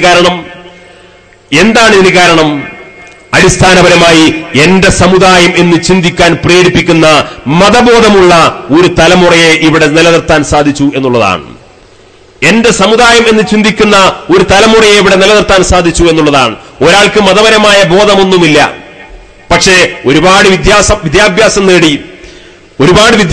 നേടി തനിക്ക് നേടിയ വിദ്യാഭ്യാസത്തിന്റെ ആ തണലിൽ അദ്ദേഹത്തിന്റെ മക്കളും വിദ്യാഭ്യാസം നേടി, അദ്ദേഹത്തിന്റെ പേരക്കുട്ടികളും വിദ്യാഭ്യാസം നേടി. അവരൊക്കെ ഭൗതിക വിദ്യാഭ്യാസ രംഗത്ത് വലിയ മെച്ചപ്പെട്ട അന്തരീക്ഷത്തിലൂടെ മുന്നോട്ട് പോകുന്നു. ആർക്കാ കാര്യം? ആർക്കാണ് അതുകൊണ്ടുള്ള ഗുണം? അദ്ദേഹത്തിന്റെ കുടുംബവും സുഭിക്ഷമായിട്ട് ജീവിക്കും. അല്ല, ഈ വിദ്യാഭ്യാസം എനിക്ക് മാത്രം പോരാ, എന്റെ സമുദായത്തിന് വിദ്യാഭ്യാസം ഉണ്ടാവണം, എന്റെ നാട്ടുകാർക്ക് ഈ വിദ്യാഭ്യാസം ഉണ്ടാവണം, അവരും വിദ്യാഭ്യാസ രംഗത്ത് വളർന്നു വരണം എന്ന ആ സാമൂഹ്യമായ ബോധവും ആ സാമുദായികമായ ചിന്തയും ഉണ്ടാവണമെങ്കിൽ അവന് കേവല ഭൗതിക വിദ്യാഭ്യാസം ഉണ്ടായാൽ പോരാ, എന്റെ സമുദായം എന്ന് ചിന്തിക്കാൻ ആവശ്യമായ മതവിദ്യാഭ്യാസം കൂടി ഉണ്ടാവണം. ആ മതവിദ്യാഭ്യാസം ഇവിടെ പഠിക്കാൻ അവസരമുണ്ടായത് എങ്ങനെയാണ് എന്ന് നമ്മൾ പരിശോധിക്കണം. ഇവിടെ വലിയ സാമ്പത്തിക ശേഷിയുള്ള ഒരു ധനാഢ്യനായ ഒരു മനുഷ്യനുണ്ട്. അദ്ദേഹം തന്റെ ഈ സമ്പത്തിനെ വികസിപ്പിക്കാനും വർദ്ധിപ്പിക്കാനും വേണ്ടി വീണ്ടും വീണ്ടും കുറെ ബിസിനസ് ശൃംഖലകളുമായി അദ്ദേഹം മുന്നോട്ട് പോകുന്നു. അദ്ദേഹവും അദ്ദേഹത്തിന്റെ കുടുംബവും സുഭിക്ഷമായിട്ട് ജീവിക്കുന്നു. അങ്ങനെ വലിയൊരു സമ്പന്നനായി അദ്ദേഹം വളരുന്നു. പക്ഷേ ആ സമ്പത്ത് എന്റെ സമുദായത്തിന് നന്മയ്ക്ക് വേണ്ടി ചെലവഴിക്കണം, എന്റെ നാടിന്റെ നന്മയ്ക്ക് വേണ്ടി ചെലവഴിക്കണം, ഇവിടുത്തെ പാവപ്പെട്ടവന്റെ കഷ്ടപ്പാട് മാറ്റാൻ വേണ്ടി ചെലവഴിക്കണം. ഞാൻ മാത്രം സുഭിക്ഷമായിട്ട് ജീവിച്ചാൽ പോരാ, ഞാൻ മാത്രം വലിയ മണിമാളികകൾ കെട്ടിപ്പൊക്കിയാൽ പോരാ, ഇത് എന്റെ സമുദായത്തിനു കൂടി, എന്റെ നാടിനു കൂടി, എന്റെ രാജ്യത്തിനു കൂടി ഉപയോഗപ്പെടണമെന്ന് ചിന്തിക്കണമെങ്കിൽ അവന് കേവലം സമ്പത്തുണ്ടായാൽ പോരാ, ആ സമ്പത്ത് നന്മ നിറഞ്ഞ വഴികളിലൂടെ ചെലവഴിക്കണമെന്ന് ചിന്തിപ്പിക്കുന്ന ആ ബോധമുണ്ടാക്കുന്ന സ്വാഭാവികമായും ആ ചിന്ത അവനിലേക്ക് നിരന്തരമായി നൽകപ്പെടുന്ന മതബോധം അവനുണ്ടാവണം. ആ മതബോധം ഉണ്ടായിക്കഴിഞ്ഞാൽ ഈ എന്റെ സമ്പത്ത് എനിക്ക് അല്ലാഹു നൽകിയിട്ടുള്ള വലിയ നിഅമത്താണ്. ഈ സമ്പത്തില്ലാത്ത, ഇതേപോലെ നിഅമത്ത് നൽകപ്പെടാത്ത മറ്റുള്ളവർക്ക് വേണ്ടി ഞാൻ എന്റെ സമ്പത്ത് വീതിച്ചു കൊടുക്കണം. ഇതിൽ പാവപ്പെട്ടവർ അവകാശമുണ്ട്, പട്ടിണി കിടക്കുന്നവർ അവകാശമുണ്ട്. എന്റെ നാട്ടിൽ ഞാൻ മാത്രം സുഭിക്ഷമായിട്ട് ജീവിച്ചാൽ പോരാ എന്ന് ചിന്തിക്കുന്ന തലത്തിലേക്ക് ഈ ധനാഢ്യനെ ചിന്തിപ്പിക്കണമെങ്കിൽ സ്വാഭാവികമായും അദ്ദേഹത്തിന് സമ്പത്ത് മാത്രം ഉണ്ടായാൽ പോരാ, അദ്ദേഹത്തിന് സ്വാഭാവികമായും ആ നന്മ നിറഞ്ഞ ചിന്തയിലേക്ക് അദ്ദേഹത്തെ നയിക്കണമെങ്കിൽ അദ്ദേഹത്തിന് മതബോധമുണ്ടാവണം, മതവിജ്ഞാനം ലഭ്യമാകണം. നമ്മുടെ നാട്ടിൽ അധികാരത്തിലും വലിയ സ്വാധീനമുള്ള വലിയൊരു രാഷ്ട്രീയ നേതാവുണ്ട്. ജനങ്ങൾ പല കാരണങ്ങളാൽ അദ്ദേഹത്തെ വിജയിപ്പിച്ചെടുത്തു. അദ്ദേഹം പഞ്ചായത്ത് മെമ്പറായി, MLA ആയി, MP ആയി, മന്ത്രിയായി വലിയ വലിയ ഉയരങ്ങൾ കീഴടക്കിക്കൊണ്ട് അദ്ദേഹം ജീവിക്കുന്നു. അദ്ദേഹം നമ്മുടെ സമുദായത്തിൽപ്പെട്ടയാളായിരിക്കാം, സമുദായത്തിൽ ജനിച്ചു വളർന്നയാളായിരിക്കാം. പക്ഷെ അദ്ദേഹത്തെ സംബന്ധിച്ചിടത്തോളം ഞാനൊരു രാഷ്ട്രീയ നേതാവാണ്, ഞാനൊരു ജനപ്രതിനിധിയാണ്, എനിക്കെന്റെ ഇവിടുത്തെ ഭരണഘടനാപരമായ ഉത്തരവാദിത്വങ്ങൾ മാത്രം നിർവഹിച്ചാൽ മതി എന്ന് പറഞ്ഞാൽ സാങ്കേതികമായി അദ്ദേഹം തെറ്റു ചെയ്യുന്നില്ല. പക്ഷേ ഞാനൊരു പിന്നാക്ക വിഭാഗത്തിൽ ജനിച്ചു വളർന്ന ഒരു സമുദായത്തിൽപ്പെട്ട പ്രതിനിധിയാണ്. എനിക്ക് മാത്രം വളർന്നാൽ പോരാ, എന്റെ സമുദായത്തിനും അതിന്റെ ഗുണങ്ങൾ കിട്ടണം. ആ സമുദായത്തിന്റെ അവകാശങ്ങളും സംരക്ഷിക്കപ്പെടണം, ആ സമുദായത്തിന്റെ മതസ്വാതന്ത്ര്യം സംരക്ഷിക്കപ്പെടണം, ആ സമുദായത്തിന്റെ നിഷേധിക്കപ്പെടുന്ന, അവഗണിക്കപ്പെടുന്ന കാര്യങ്ങൾ പരിശോധിച്ചുകൊണ്ട് അതിനാവശ്യമായ സൗകര്യങ്ങൾ ചെയ്തു കൊടുക്കാൻ എന്നെ കൊണ്ടാവുന്ന ഉത്തരവാദിത്വം ഞാൻ നിർവഹിക്കണമെന്ന് ആ ജനപ്രതിനിധിക്ക് തോന്നണമെങ്കിൽ അദ്ദേഹം കേവലം രാഷ്ട്രീയ നേതാവായതുകൊണ്ട് കാര്യമില്ല, അദ്ദേഹത്തിന് എത്ര മഹാഭൂരിപക്ഷത്തിന് വിജയമുണ്ടായതുകൊണ്ട് കാര്യമില്ല. പക്ഷെ അടിസ്ഥാനപരമായി ഞാൻ ഇങ്ങനെ വിജയിച്ചുകൊണ്ട് അധികാരത്തിന്റെ പങ്കാളിത്തം നിർവഹിക്കുമ്പോഴും, ഞാനൊരു അധികാരത്തിന്റെ പദവിയിലിരിക്കുമ്പോ ഈ അധികാരത്തിന്റെ ഓരോ നിമിഷവും ഞാൻ എങ്ങനെ ഉപയോഗപ്പെടുത്തി എന്ന് നാളെ റബ്ബിന്റെ കോടതിയിൽ ഞാൻ ചോദ്യം ചെയ്യപ്പെടുമെന്ന ബോധമുള്ള, മതബോധമുള്ള ഒരു ജനപ്രതിനിധി വളർന്നു വരുമ്പോഴാണ് സ്വാഭാവികമായും ആ ജനപ്രതിനിധിയെ കൊണ്ട് സമുദായത്തിന് ഗുണമുണ്ടാകുന്നത്. സത്യസന്ധമായ, അഴിമതിയില്ലാത്ത ഈ രാജ്യത്തിന് ജനക്ഷേമകരമായ ഉത്തരവാദിത്വം നിർവഹിക്കപ്പെടുന്ന സാഹചര്യം ഉണ്ടാകുന്നത്. ഞാൻ പറഞ്ഞു വരുന്ന കാര്യം, മതബോധം എന്ന് പറയുന്ന കാര്യം, മതവിജ്ഞാനം എന്ന് പറയുന്ന കാര്യം, അത് കേവലം 5 വക്ത് പള്ളിയിൽ പോയിട്ട് നിസ്കരിക്കുന്നവരാവണം, അല്ലെങ്കിൽ അവൻ നോമ്പ് നോക്കുന്നവനാവണം, ഖുർആൻ പാരായണം ചെയ്യുന്നവനാകണം. ഇതെല്ലാം അടിസ്ഥാനപരമായ കാര്യങ്ങളായിരിക്കാം. പക്ഷെ അതിനേക്കാൾ അപ്പുറം ഒരു സമൂഹത്തിൽ ജനിച്ചു വളർന്ന മുഴുവൻ ചെറുപ്പക്കാർക്കിടയിലും സഹോദരന്മാർക്കിടയിലും സഹോദരിമാർക്കിടയിലും ആ മതപരമായ വിജ്ഞാനം ലഭ്യമാവുകയും ആ മതപരമായ വിജ്ഞാനങ്ങൾക്കനുസരിച്ചുകൊണ്ട് മതബോധത്തോടുകൂടി ജീവിക്കുകയും ചെയ്യുമ്പോൾ സ്വാഭാവികമായും മതത്തിന്റെ വിധിവിലക്കുകൾക്കനുസരിച്ചുകൊണ്ട് ശരിതെറ്റുകളെ തിരിച്ചറിയാനും അത് വിവേചന സ്വഭാവത്തോടുകൂടി കൈകാര്യം ചെയ്യാനും ദീനിന്റെ താല്പര്യങ്ങൾക്ക് വേണ്ടി മുന്നിട്ടിറങ്ങുന്ന, അതിന് മുൻതൂക്കം നൽകുന്ന ഒരു സമൂഹമായി നമ്മുടെ പുതിയ തലമുറ വളർന്നു വരുമ്പോഴാണ് പൂർവ്വസൂരികളായ പണ്ഡിതന്മാരും സാദാത്തുക്കളും സമുദായ നേതാക്കളും ഈ നന്മകൾ ഇവിടെ നിലനിർത്താനും വേണ്ടി അവർ കഠിനാധ്വാനം ചെയ്ത, അവരധ്വാനിച്ച, അവർ കഷ്ടപ്പെട്ടതിന്റെ ഫലം പിൽക്കാല തലമുറക്കും ലഭ്യമാകാൻ സാധിക്കുകയുള്ളൂ. നാം മനസ്സിലാക്കണം, ഇവിടെ കേരളത്തിലെ മുസ്ലിം സമൂഹം നേടിയെടുത്ത ഈ പുരോഗതിയെക്കുറിച്ച് നമ്മൾ മാത്രം അഭിമാനം കൊള്ളുന്ന കാര്യമല്ല. ഇന്ത്യയിലെ മുസ്ലിങ്ങളുടെ ഈ അവസ്ഥയെക്കുറിച്ച് വളരെ വിശദമായ പഠനം നടത്തിയ ഒരു പ്രമുഖനായ വിദ്യാഭ്യാസ വിചക്ഷണനാണ് നേരത്തെ ജാമിയ മില്ലിയ യൂണിവേഴ്സിറ്റിയുടെ മുൻ വൈസ് ചാൻസലറായിരുന്ന പ്രൊഫസർ മുഷീർ ഹസൻ. ഏതാനും മാസങ്ങൾക്ക് മുമ്പ് അദ്ദേഹം ഒരു ലേഖനം എഴുതി.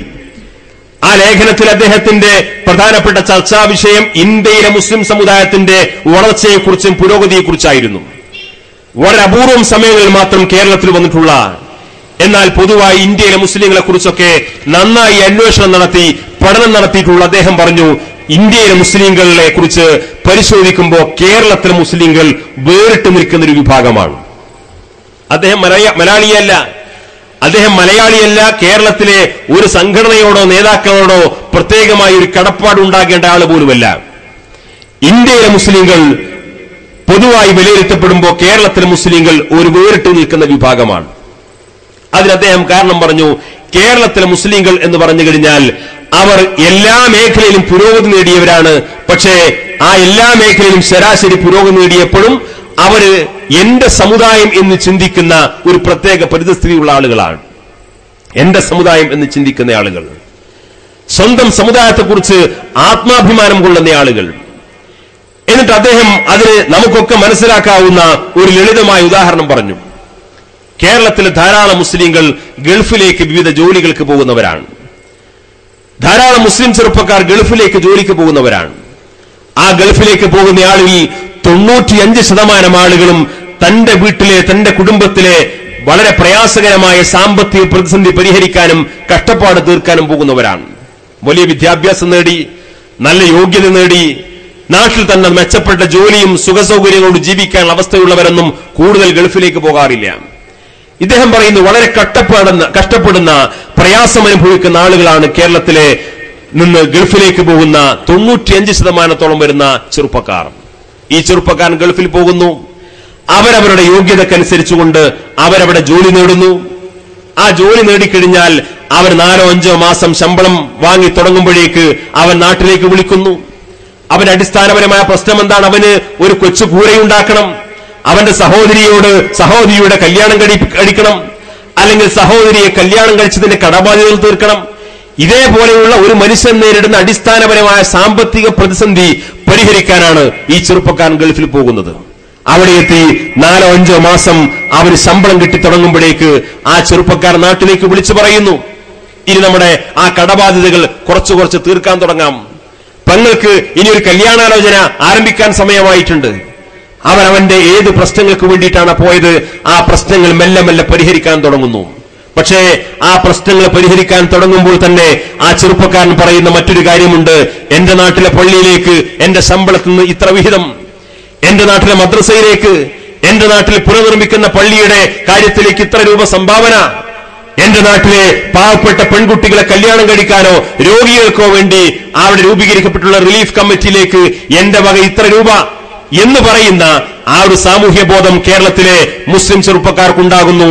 എന്നാൽ അതേ മുസ്ലിം ചെറുപ്പക്കാരൻ ജോലി ചെയ്യുന്ന, അവരോടൊപ്പം ജോലി ചെയ്യുന്ന, അതേ കമ്പനിയിൽ ജോലി ചെയ്യുന്ന, ആ കമ്പനിയിൽ ജോലി കഴിഞ്ഞുകൊണ്ട് തിരിച്ച് റൂമിൽ വന്ന് വിശ്രമിക്കുമ്പോ അവന്റെ തൊട്ടടുത്ത കട്ടിലിൽ കിടന്നുറങ്ങുന്ന ഗുജറാത്തിൽ നിന്നോ ബീഹാറിൽ നിന്നോ ഉത്തർപ്രദേശിൽ നിന്നോ വരുന്ന അവന്റെ സമുദായത്തിൽ തന്നെ ജനിച്ചു വളർന്ന മറ്റൊരു ചെറുപ്പക്കാരൻ തൊട്ടടുത്ത കട്ടിലിൽ കിടന്നുറങ്ങുന്നുണ്ട്. അവനും മുസ്ലിം സമുദായത്തിൽ ജനിച്ചു വളർന്നവനാണ്. അവനും മാതാപിതാക്കളുണ്ട്, അവനും കുടുംബമുണ്ട്, അവനും നാടുമുണ്ട്, അവന്റെ നാട്ടിലും പള്ളിയും മദ്രസയും ഉണ്ടായേക്കാം. പക്ഷേ അവനവന്റെ കുടുംബം, മാതാപിതാക്കൾ, ഭാര്യ, കുട്ടികൾ എന്നതിനേക്കാളപ്പുറം അവന്റെ നാടിനെ കുറിച്ച് അവൻ സംസാരിക്കുന്നത് നമ്മൾ കേൾക്കില്ല. അവന്റെ നാട്ടിലെ പള്ളിയെക്കുറിച്ച് അവൻ സംസാരിക്കുന്നത് കേൾക്കില്ല.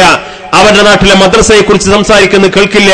അവരുടെ നാട്ടിലെ പാവപ്പെട്ടവനെ ശുശ്രൂഷിക്കുന്ന, രോഗിയെ ശുശ്രൂഷിക്കുന്ന, അല്ലെങ്കിൽ പാവപ്പെട്ടവരെ സഹായിക്കുന്ന റിലീഫിനെ കുറിച്ച് ഒരിക്കലും ഒരു കേരളേതര സംസ്ഥാനത്ത് നിന്ന് അവിടേക്ക് ജോലിക്ക് വന്ന ആളുകൾ സംസാരിക്കുന്നത് കേൾക്കാൻ സാധിക്കില്ല.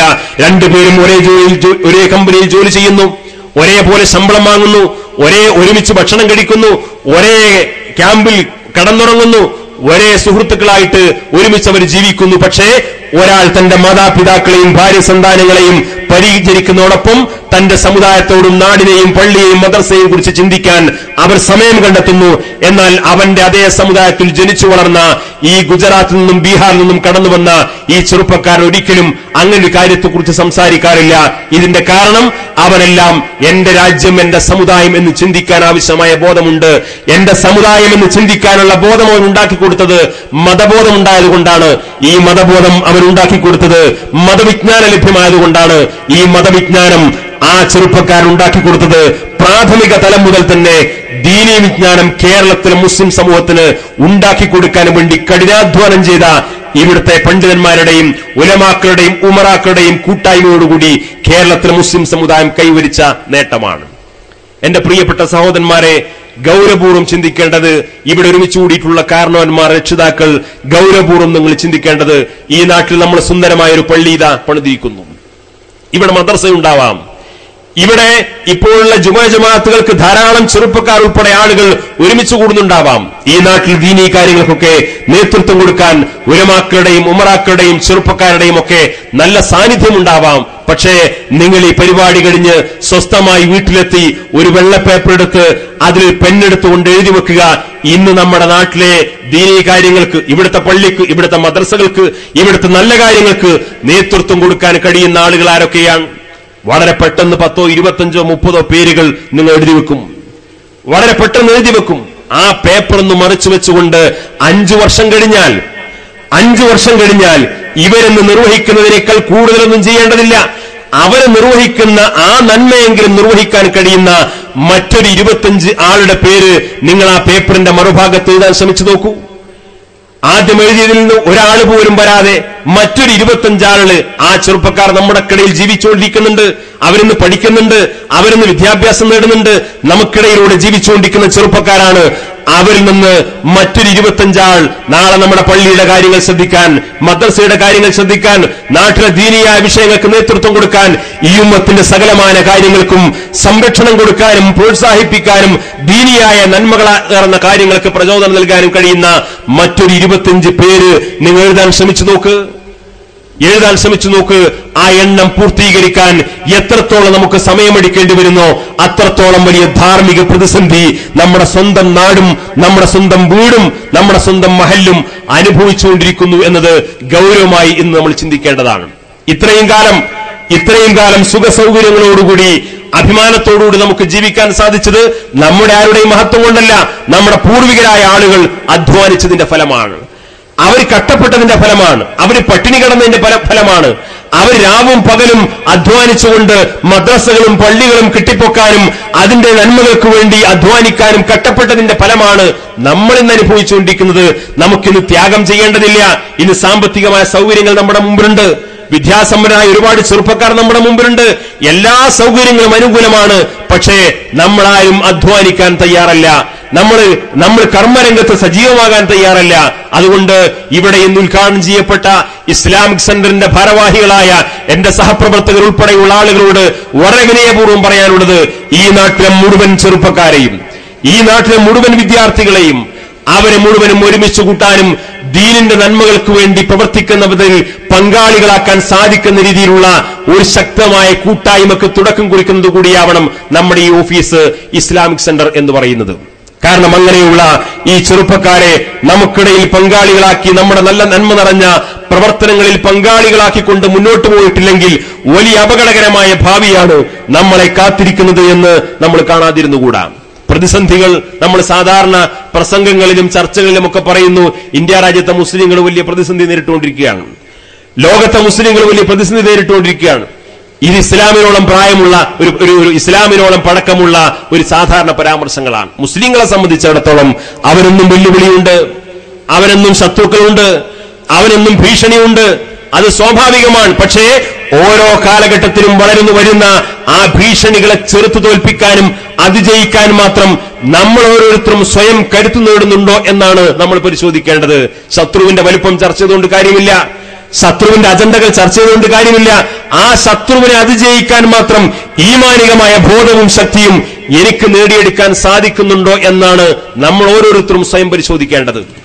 ലോകത്തുടനീളം ഇസ്ലാമിന്റെ ശത്രുക്കൾ വളർന്നു വരുന്നു, ശരിയാണ്.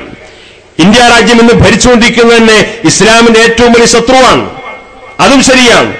കേരളത്തിൽ പോലും ഒരുപക്ഷെ ഇസ്ലാമിക സംസ്കാരത്തെയും വിശ്വാസ സംഹിതകളെയും നശിപ്പിക്കാനും നാമാവശേഷമാക്കുവാനും ഒക്കെയുള്ള ഒട്ടേറെ അജണ്ടകളുമായി പല രീതിയിൽ പല ആളുകളും ശ്രമിച്ചുകൊണ്ടിരിക്കുന്നു. ഇതിനിയും തുടരും. ഇത് കഴിഞ്ഞ കാലങ്ങളിലും ഉണ്ടായതാണ്. പക്ഷേ നാം ചിന്തിക്കേണ്ടത് ശത്രുവിനെ കുറിച്ച് വാചാലമായിട്ട് സംസാരിക്കുന്നതിനേക്കാൾ അപ്പുറം ആ ശത്രുവിനെ പ്രതിരോധിക്കാൻ മാത്രമുള്ള, അത് അതിജയിക്കാൻ മാത്രമുള്ള ശേഷിയും കരുത്തും നമ്മൾ നേടിയിട്ടുണ്ടോ എന്നുള്ളതാണ്. നമ്മൾ നേടിയിട്ടില്ലെങ്കിൽ പിന്നെ എന്തിന് ശത്രുവിനെ കുറിച്ച് നമ്മൾ വാചാലനാവണം? ആ ശത്രുവിനെ അതിജയിക്കാൻ ആവശ്യമായ കരുത്ത് നമുക്കില്ലെങ്കിൽ നമ്മൾ ശത്രുവിനെ കുറിച്ച് സംസാരിച്ചു കൊണ്ടിരുന്നിട്ട് എന്താ കാര്യം? പക്ഷെ കഴിഞ്ഞ കാലങ്ങളിലൊക്കെ അതത് കാലങ്ങളിലെ പ്രതിസന്ധിയെ തിരിച്ചറിഞ്ഞുകൊണ്ട്, അതത് കാലങ്ങളിലെ പ്രതിസന്ധി, സമൂഹം അനുഭവിക്കുന്ന പ്രതിസന്ധികളെ തിരിച്ചറിഞ്ഞുകൊണ്ട് അപ്പപ്പോൾ പ്രതികരിക്കാനും അതിനെ പ്രതിരോധിക്കാനും അതിനതിജയിക്കാൻ ആവശ്യമായിട്ടുള്ള കർമ്മ പദ്ധതികൾ ആവിഷ്കരിച്ചുകൊണ്ടാണ് നമ്മുടെ പൂർവ്വസൂരികളായ പണ്ഡിതന്മാരും നേതാക്കളും മുന്നോട്ട് വന്നത്. ഏത് പ്രതിസന്ധി ഉണ്ടെങ്കിലും നമ്മൾ പ്രതിസന്ധിയോടുകൂടി ഇതാ ഒരു വെല്ലുവിളി വരുന്നു എന്ന് പറഞ്ഞുകൊണ്ട് പകച്ചു നിൽക്കാനല്ല അവർ മുന്നോട്ട് വന്നത്. അതത് കാലഘട്ടത്തിലെ ചുറ്റുപാടുകൾ തിരിച്ചറിഞ്ഞുകൊണ്ട് അതിനാവശ്യമായ ഉത്തരവാദിത്വം വളരെ ഭംഗിയായി നിർവഹിക്കാനാണ് അക്കാലത്ത് പണ്ഡിതന്മാരും നേതാക്കളും ശ്രമിച്ചിട്ടുള്ളത്. ആ പണ്ഡിതന്മാരുടെ അനുഗ്രഹീതമായ പാരമ്പര്യത്തിന് കീഴിൽ ജീവിക്കാൻ ഇന്ന് നമുക്ക് സൗഭാഗ്യം ലഭിക്കുന്നു എന്നുണ്ടെങ്കിൽ ആ പണ്ഡിതന്മാരുടെ ആഹ്വാനങ്ങൾക്കും താക്കീതുകൾക്കും വിധേയമായി ആർജവത്തോടുകൂടി മുന്നോട്ട് പോകാൻ നമ്മൾ ഓരോരുത്തരും സ്വയം കരുത്ത് നേടണം. നമുക്കറിയാം, ഇന്ത്യ രാജ്യം എന്ന് പറയുന്നത് ഒരുപക്ഷെ ഇവിടെ മതസംഘടനകൾ എന്നൊക്കെ പറയുന്നത് ദീർഘമായ ഇസ്ലാമിക ചരിത്രത്തിന്റെ ഇസ്ലാമിക പ്രബോധന കർമ്മം നിർവഹിക്കപ്പെട്ടതിന് ശേഷം ദീർഘമായ 13 നൂറ്റാണ്ടിന് ശേഷമാണ് മതസംഘടനകൾ എന്ന് പറയുന്ന ചില സംഘടിത സ്വഭാവത്തിലൂടെയുള്ള അങ്ങനെയുള്ള പ്രവർത്തനങ്ങളും പ്രസ്ഥാനങ്ങളും നമ്മുടെ നാട്ടിൽ ആരംഭിച്ചിട്ടുള്ളത്. നമ്മളെല്ലാം തിരിച്ചറിഞ്ഞ യാഥാർത്ഥ്യമാണ്. ഹബീബായ റസൂലുള്ളാഹി സ്വല്ലല്ലാഹു അലൈഹി വസല്ലം തങ്ങളുടെ കാലത്ത് തന്നെ പരിശുദ്ധമായ ഇസ്ലാമിന്റെ പ്രബോധന കർമ്മം ഇവിടെ നിർവഹിച്ചിട്ടുണ്ട്.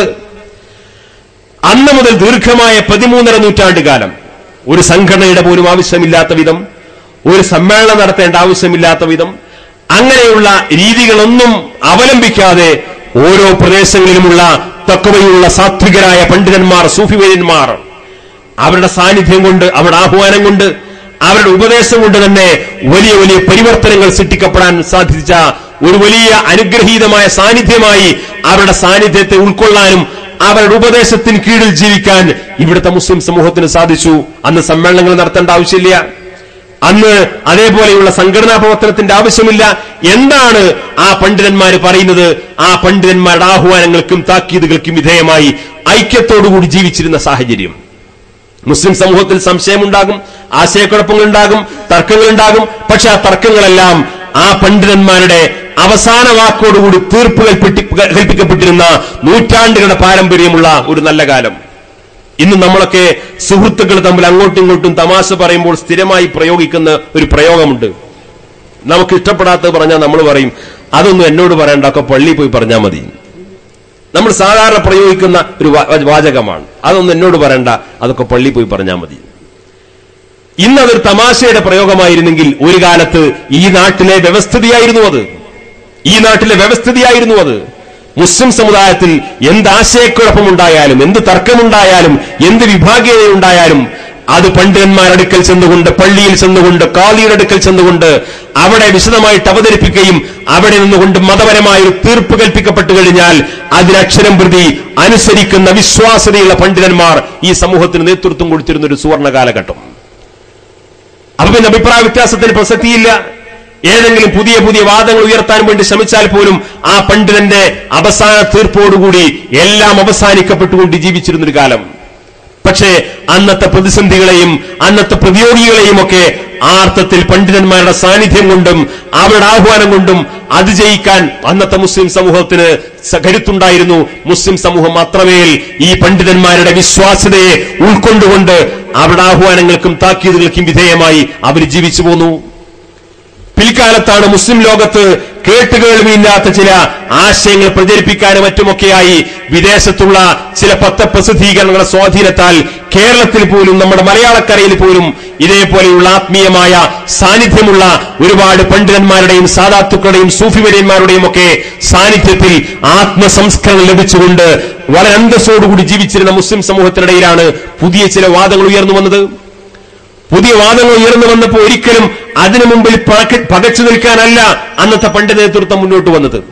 ഇതിപ്പോ നമ്മൾ നേരിട്ടുകൊണ്ടിരിക്കുന്ന ഒരു വെല്ലുവിളിയാണ്. ഈ വെല്ലുവിളിയെ നമുക്ക് അതിജയിക്കണം എന്ന ആ താല്പര്യത്തോടുകൂടി അവർ സത്യസന്ധമായി ഇനി ഇതിനെ സംഘടിതമായി നേരിടാനുള്ള മാർഗങ്ങളാണ് അവലംബിക്കേണ്ടത് എന്ന തിരിച്ചറിവാണ് അന്ന് സമസ്ത കേരള ജംഇയ്യത്തുൽ ഉലമ എന്ന് പറയുന്ന ഒരു പണ്ഡിത പ്രസ്ഥാനത്തിന് രൂപം നൽകുന്നത്. നിങ്ങൾ ആലോചിച്ച് നോക്കൂ, ആ പ്രസ്ഥാനം ഞാൻ ദീർഘമായി അതിന്റെ വിശദാംശങ്ങളിലേക്ക് കടക്കേണ്ടതില്ല. 90 വർഷം ആ പണ്ഡിത പ്രസ്ഥാനം ഇന്ന് അതിന്റെ പ്രവർത്തന മേഖലയിൽ അത് പൂർത്തിയാക്കി കഴിയുമ്പോൾ കേരളത്തിലെ മുസ്ലിം സമൂഹത്തിനിടയിൽ പ്രത്യേകിച്ച് എന്റെ ചെറുപ്പക്കാർ വിദ്യാർത്ഥികൾ ഗൗരവപൂർവ്വം ചിന്തിക്കേണ്ട സംഗതി ഇന്ന് ഏത് ചരിത്ര വിദ്യാർത്ഥിക്കും വളരെ നിഷ്പക്ഷമായി അന്വേഷിക്കാവുന്ന ഒരു സംഗതിയാണ് കേരളത്തിലെ മതസംഘടനകൾ ഈ സമുദായത്തിന് മുമ്പിൽ എന്ത് സംഭാവന അർപ്പിച്ചു. മതസംഘടനകൾ കേരളത്തിലെ മുസ്ലിം സമൂഹത്തിന് മുമ്പിൽ അവരെന്ത് സംഭാവന അർപ്പിച്ചു. എത്ര സമ്മേളനം നടത്തി എന്നുള്ളതല്ല ഞാൻ ചോദിച്ചത്. അവരെത്ര പ്രസിദ്ധീകരണങ്ങൾ നടത്തുന്നു എന്നുള്ളതല്ല. അവരേതെല്ലാം വാദമുഖങ്ങൾ കേരളത്തിലെ മുസ്ലിം സമൂഹത്തിന് മുമ്പിൽ നിരത്തി എന്നുള്ളതല്ല.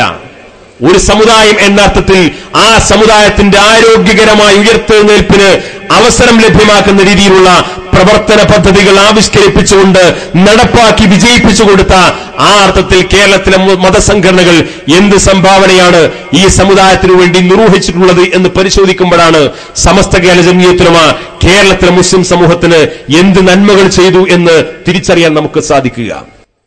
ഇതില്ലാത്ത സ്ഥലത്ത് പോയി കഴിഞ്ഞിട്ട് ഇതില്ലാത്ത സ്ഥലത്ത് പോയിട്ട് ഒന്ന് തിരിച്ചു വരുമ്പോഴാണ് അതിന്റെ കൂടുതൽ പ്രസക്തിയെക്കുറിച്ച് നമുക്ക് ബോധ്യം വരിക. പല ആളുകളും ഇതില്ലാത്തതിന്റെ ഭവിഷ്യത്തുകളെ കുറിച്ചോ ഈ നേതൃത്വത്തിന്റെ ഈ നേതൃത്വത്തിന്റെ ഒരു അസാന്നിധ്യം കൊണ്ടുണ്ടാകുന്ന അപകടങ്ങളെക്കുറിച്ചോ നമുക്ക് ആർക്കും അറിവില്ല. കാരണം നമ്മൾ ജനിച്ചത് മുതൽ അങ്ങനെയൊന്നും അനുഭവിച്ചിട്ടില്ല. അല്ലാമ ഷിറാസിയുടെ ഒരു കഥയുണ്ട്. അദ്ദേഹത്തിന്റെ കഥയിൽ പറയുന്ന ഒരു രാജാവും അംഗരക്ഷകരും ഒരു മലഞ്ചെരുവിലൂടെ അങ്ങനെ യാത്ര ചെയ്തുകൊണ്ടിരിക്കുകയാണ്. അംഗരക്ഷകരിൽപ്പെട്ട ഒരാൾ പറഞ്ഞു, നമ്മുടെ യാത്ര ലക്ഷ്യസ്ഥാനത്ത് എത്തണമെങ്കിൽ ഒന്ന് താഴോട്ടിറങ്ങിയാൽ അവിടെ ഒരു പുഴയുണ്ട്, പുഴ അക്കരെ കടന്നാൽ വളരെ പെട്ടെന്ന് നമുക്ക് ലക്ഷ്യസ്ഥാനത്തെത്താം. അങ്ങനെ അംഗരക്ഷകന്റെ ഉപദേശം കേട്ട് രാജാവും അംഗരക്ഷകരും പുഴയിലേക്ക് ഇറങ്ങി. പുഴയിൽ വന്ന് നോക്കുമ്പോൾ നിറച്ച് വെള്ളമാണ്. അവർ തോണിക്കാരനെ പെട്ടെന്ന് സംഘടിപ്പിച്ചു. ഇനി തോണിയിൽ യാത്ര ചെയ്യാൻ തുടങ്ങുകയാണ് എന്ന് കണ്ടപ്പോ അംഗരക്ഷകരിൽപ്പെട്ട ഒരാൾ പറഞ്ഞു, ഞാൻ ആദ്യമായിട്ട് തോണിയിൽ കയറുകയാണ്, എനിക്ക് പേടിയാകുന്നുണ്ട് എന്ന് പറഞ്ഞു. ഞാൻ ആദ്യമായി തോണിയിൽ കയറുന്നു, എനിക്ക് പേടിയാകുന്നു എന്ന് പറഞ്ഞപ്പോ അംഗരക്ഷകർ പറഞ്ഞു, നമ്മൾ രാജാവിന്റെ കൂടെയല്ലേ പോകുന്നത്, സുരക്ഷിതമായിട്ട് അക്കരെ എത്താം, പ്രയാസപ്പെടുന്നു വേണ്ട, പേടിക്കണ്ട എന്ന് പറഞ്ഞു. രാജാവും അംഗരക്ഷകരും തോണിയിൽ കയറി. തോണി ഏകദേശം പുഴയുടെ മധ്യത്തിലേക്ക് ഇങ്ങനെ എത്താൻ തുടങ്ങിയപ്പോൾ ഈ വെള്ളമൊക്കെ കണ്ടിട്ട് ഈ അംഗരക്ഷകൻ മെല്ലെ മെല്ലെ കരയാൻ തുടങ്ങിയപ്പോൾ കൂടെയുള്ള സഹപ്രവർത്തകരായ അംഗരക്ഷകർ പറഞ്ഞു, കരയണ്ട, നമുക്ക് സുരക്ഷിതമായിട്ട് അക്കരെ എത്താം, പേടിക്കൊന്നും വേണ്ട എന്ന് പറഞ്ഞു. തോണി നിറഞ്ഞു കവിഞ്ഞു നിൽക്കുന്ന പുഴയുടെ മധ്യത്തിലെത്തിയപ്പോ ഇവന്റെ എല്ലാ നിയന്ത്രണവും വിട്ടിട്ട് ഉറക്കണ നിലവിളിച്ച് കരയാൻ തുടങ്ങിയപ്പോ രാജാവിന് ദേഷ്യം പിടിച്ചു. രാജാവ് പറഞ്ഞു, അവനെ പിടിച്ചിട്ട് പുഴയിലേക്ക് എറിഞ്ഞോളാൻ പറഞ്ഞു. അവനെ പിടിച്ചിട്ട് പുഴയിലേക്ക് എറിയാൻ പറഞ്ഞപ്പോ അംഗരക്ഷകർ, രാജാവിന്റെ കൽപ്പനയാണ്, നിർവാഹമില്ല, അംഗരക്ഷകർ മനസ്സോടെ ഇവനെ പിടിച്ചിട്ട് പുഴയിലേക്കിട്ട് വെള്ളത്തിൽ ഇങ്ങനെ മുങ്ങിയും പൊങ്ങിയും ഇവനിങ്ങനെ കട്ടപ്പെട്ടുകൊണ്ട് പ്രയാസപ്പെട്ടുകൊണ്ട് നിൽക്കുമ്പോ കുറച്ച് സമയം ഇങ്ങനെ രാജാവ് അവനെ നോക്കിയിട്ട് പറഞ്ഞു, ഇനി വേണമെങ്കിൽ തോണിയിലേക്ക് എടുത്തിട്ടു എന്ന് പറഞ്ഞു. അവർ അംഗരക്ഷകർ വളരെ പെട്ടെന്ന് അവനെ പിടിച്ചിട്ട് തോണിയിലേക്ക് ഇട്ടതിന് ശേഷം പിന്നെ അങ്ങനെ തോണി ഇങ്ങനെ അക്കരയിലേക്ക് ഇങ്ങനെ യാത്ര ചെയ്യുമ്പോൾ പിന്നെ ഇവൻ കരയണോ നിലവിളിക്കണമെന്നും കാണില്ല. അപ്പൊ രാജാവ് പറഞ്ഞു, ഇപ്പൊ എന്താ പേടില്ലേ എന്ന് ചോദിച്ചു. അപ്പം പറഞ്ഞു, ആ പുഴയേക്കാൾ സുരക്ഷിതം ഈ തോണിയാന്ന് ഇപ്പൊ എനിക്ക് മനസ്സിലായിട്ടുണ്ട്. പല ആളുകളും ചോദിക്കാൻ, സമസ്ത കേരള ജംഇയ്യത്തുലമ ഇവിടെ എന്താ ചെയ്തിട്ടുള്ളത്? സമസ്ത കേരള ജംഇയ്യത്തുലമ ഇവിടെ എന്താ ചെയ്തിട്ടുള്ളത്? ഇന്ന് നമ്മുടെ സമൂഹത്തിൽ പുതിയ ചെറുപ്പക്കാർക്കിടക്കയിലുള്ള ഒരു ചോദ്യമാണ്. സമസ്ത കേരള ജംഇയ്യത്തുലമ ഞങ്ങളൊരു 10,000 മദ്രസന്റെ കണക്ക് പറയാറുണ്ട്. ആ മദ്രസ ഞങ്ങൾ ഉണ്ടാക്കി കൊടുത്തല്ലേ? ഞങ്ങൾ നാട്ടുകാർ പൈസ വെച്ചിട്ടല്ലേ മദ്രസ ഉണ്ടാക്കിയത്? ഞങ്ങൾ നാട്ടുകാർ കാശ് പിരിച്ചിട്ടല്ലേ മദ്രസ ഉണ്ടാക്കിയത്? അതിൽ സമസ്തക്ക് എന്താ റോള്? അവിടുത്തെ മുഅല്ലിങ്ങൾക്ക് ശമ്പളം കൊടുക്കുന്നത് ഞങ്ങൾ നാട്ടുകാർ ഒരു സംഖ്യ വിളിച്ചിട്ടല്ലേ? അതിലെന്താ സമസ്തക്ക് റോള്? അതിന് പുറമെ നിങ്ങൾ ഓരോ പിരിവും, നിങ്ങൾ ഓരോ പരീക്ഷയും, അതിന് പരീക്ഷ ഫീസൊക്കെ ഞങ്ങൾ നാട്ടുകാർ കൊടുക്കണം. വേറെന്താ നിങ്ങൾക്ക് എന്താ റോള് എന്ന് ചോദിക്കുന്ന ഒരു ചോദ്യമുണ്ട്. ഈ ചോദിക്കുന്ന ആളുകൾ മനസ്സിലാക്കേണ്ട ഒരു കാര്യം, ഇവിടെ സമസ്ത കേരള ഇസ്ലാം മത വിദ്യാഭ്യാസ ബോർഡ് മാത്രമല്ല മദ്രസ നടത്തുന്നത്. ഇവിടെ ജമാഅത്തെ ഇസ്ലാമിക്ക് മദ്രസ ബോർഡുണ്ട്, മുജാഹിദ് വിഭാഗങ്ങൾക്ക് മദ്രസ ബോർഡുണ്ട്, തബ്ലീഗ് ജമാഅത്തിന് മദ്രസ ബോർഡുണ്ട്. ഇവിടെ ഏതെല്ലാം മതസംഘടനകളുണ്ടോ അവർക്കൊക്കെ സ്വന്തമായി മദ്രസ കരിക്കുലം, പാഠപുസ്തകങ്ങൾ, മദ്രസ ബോർഡുണ്ട്.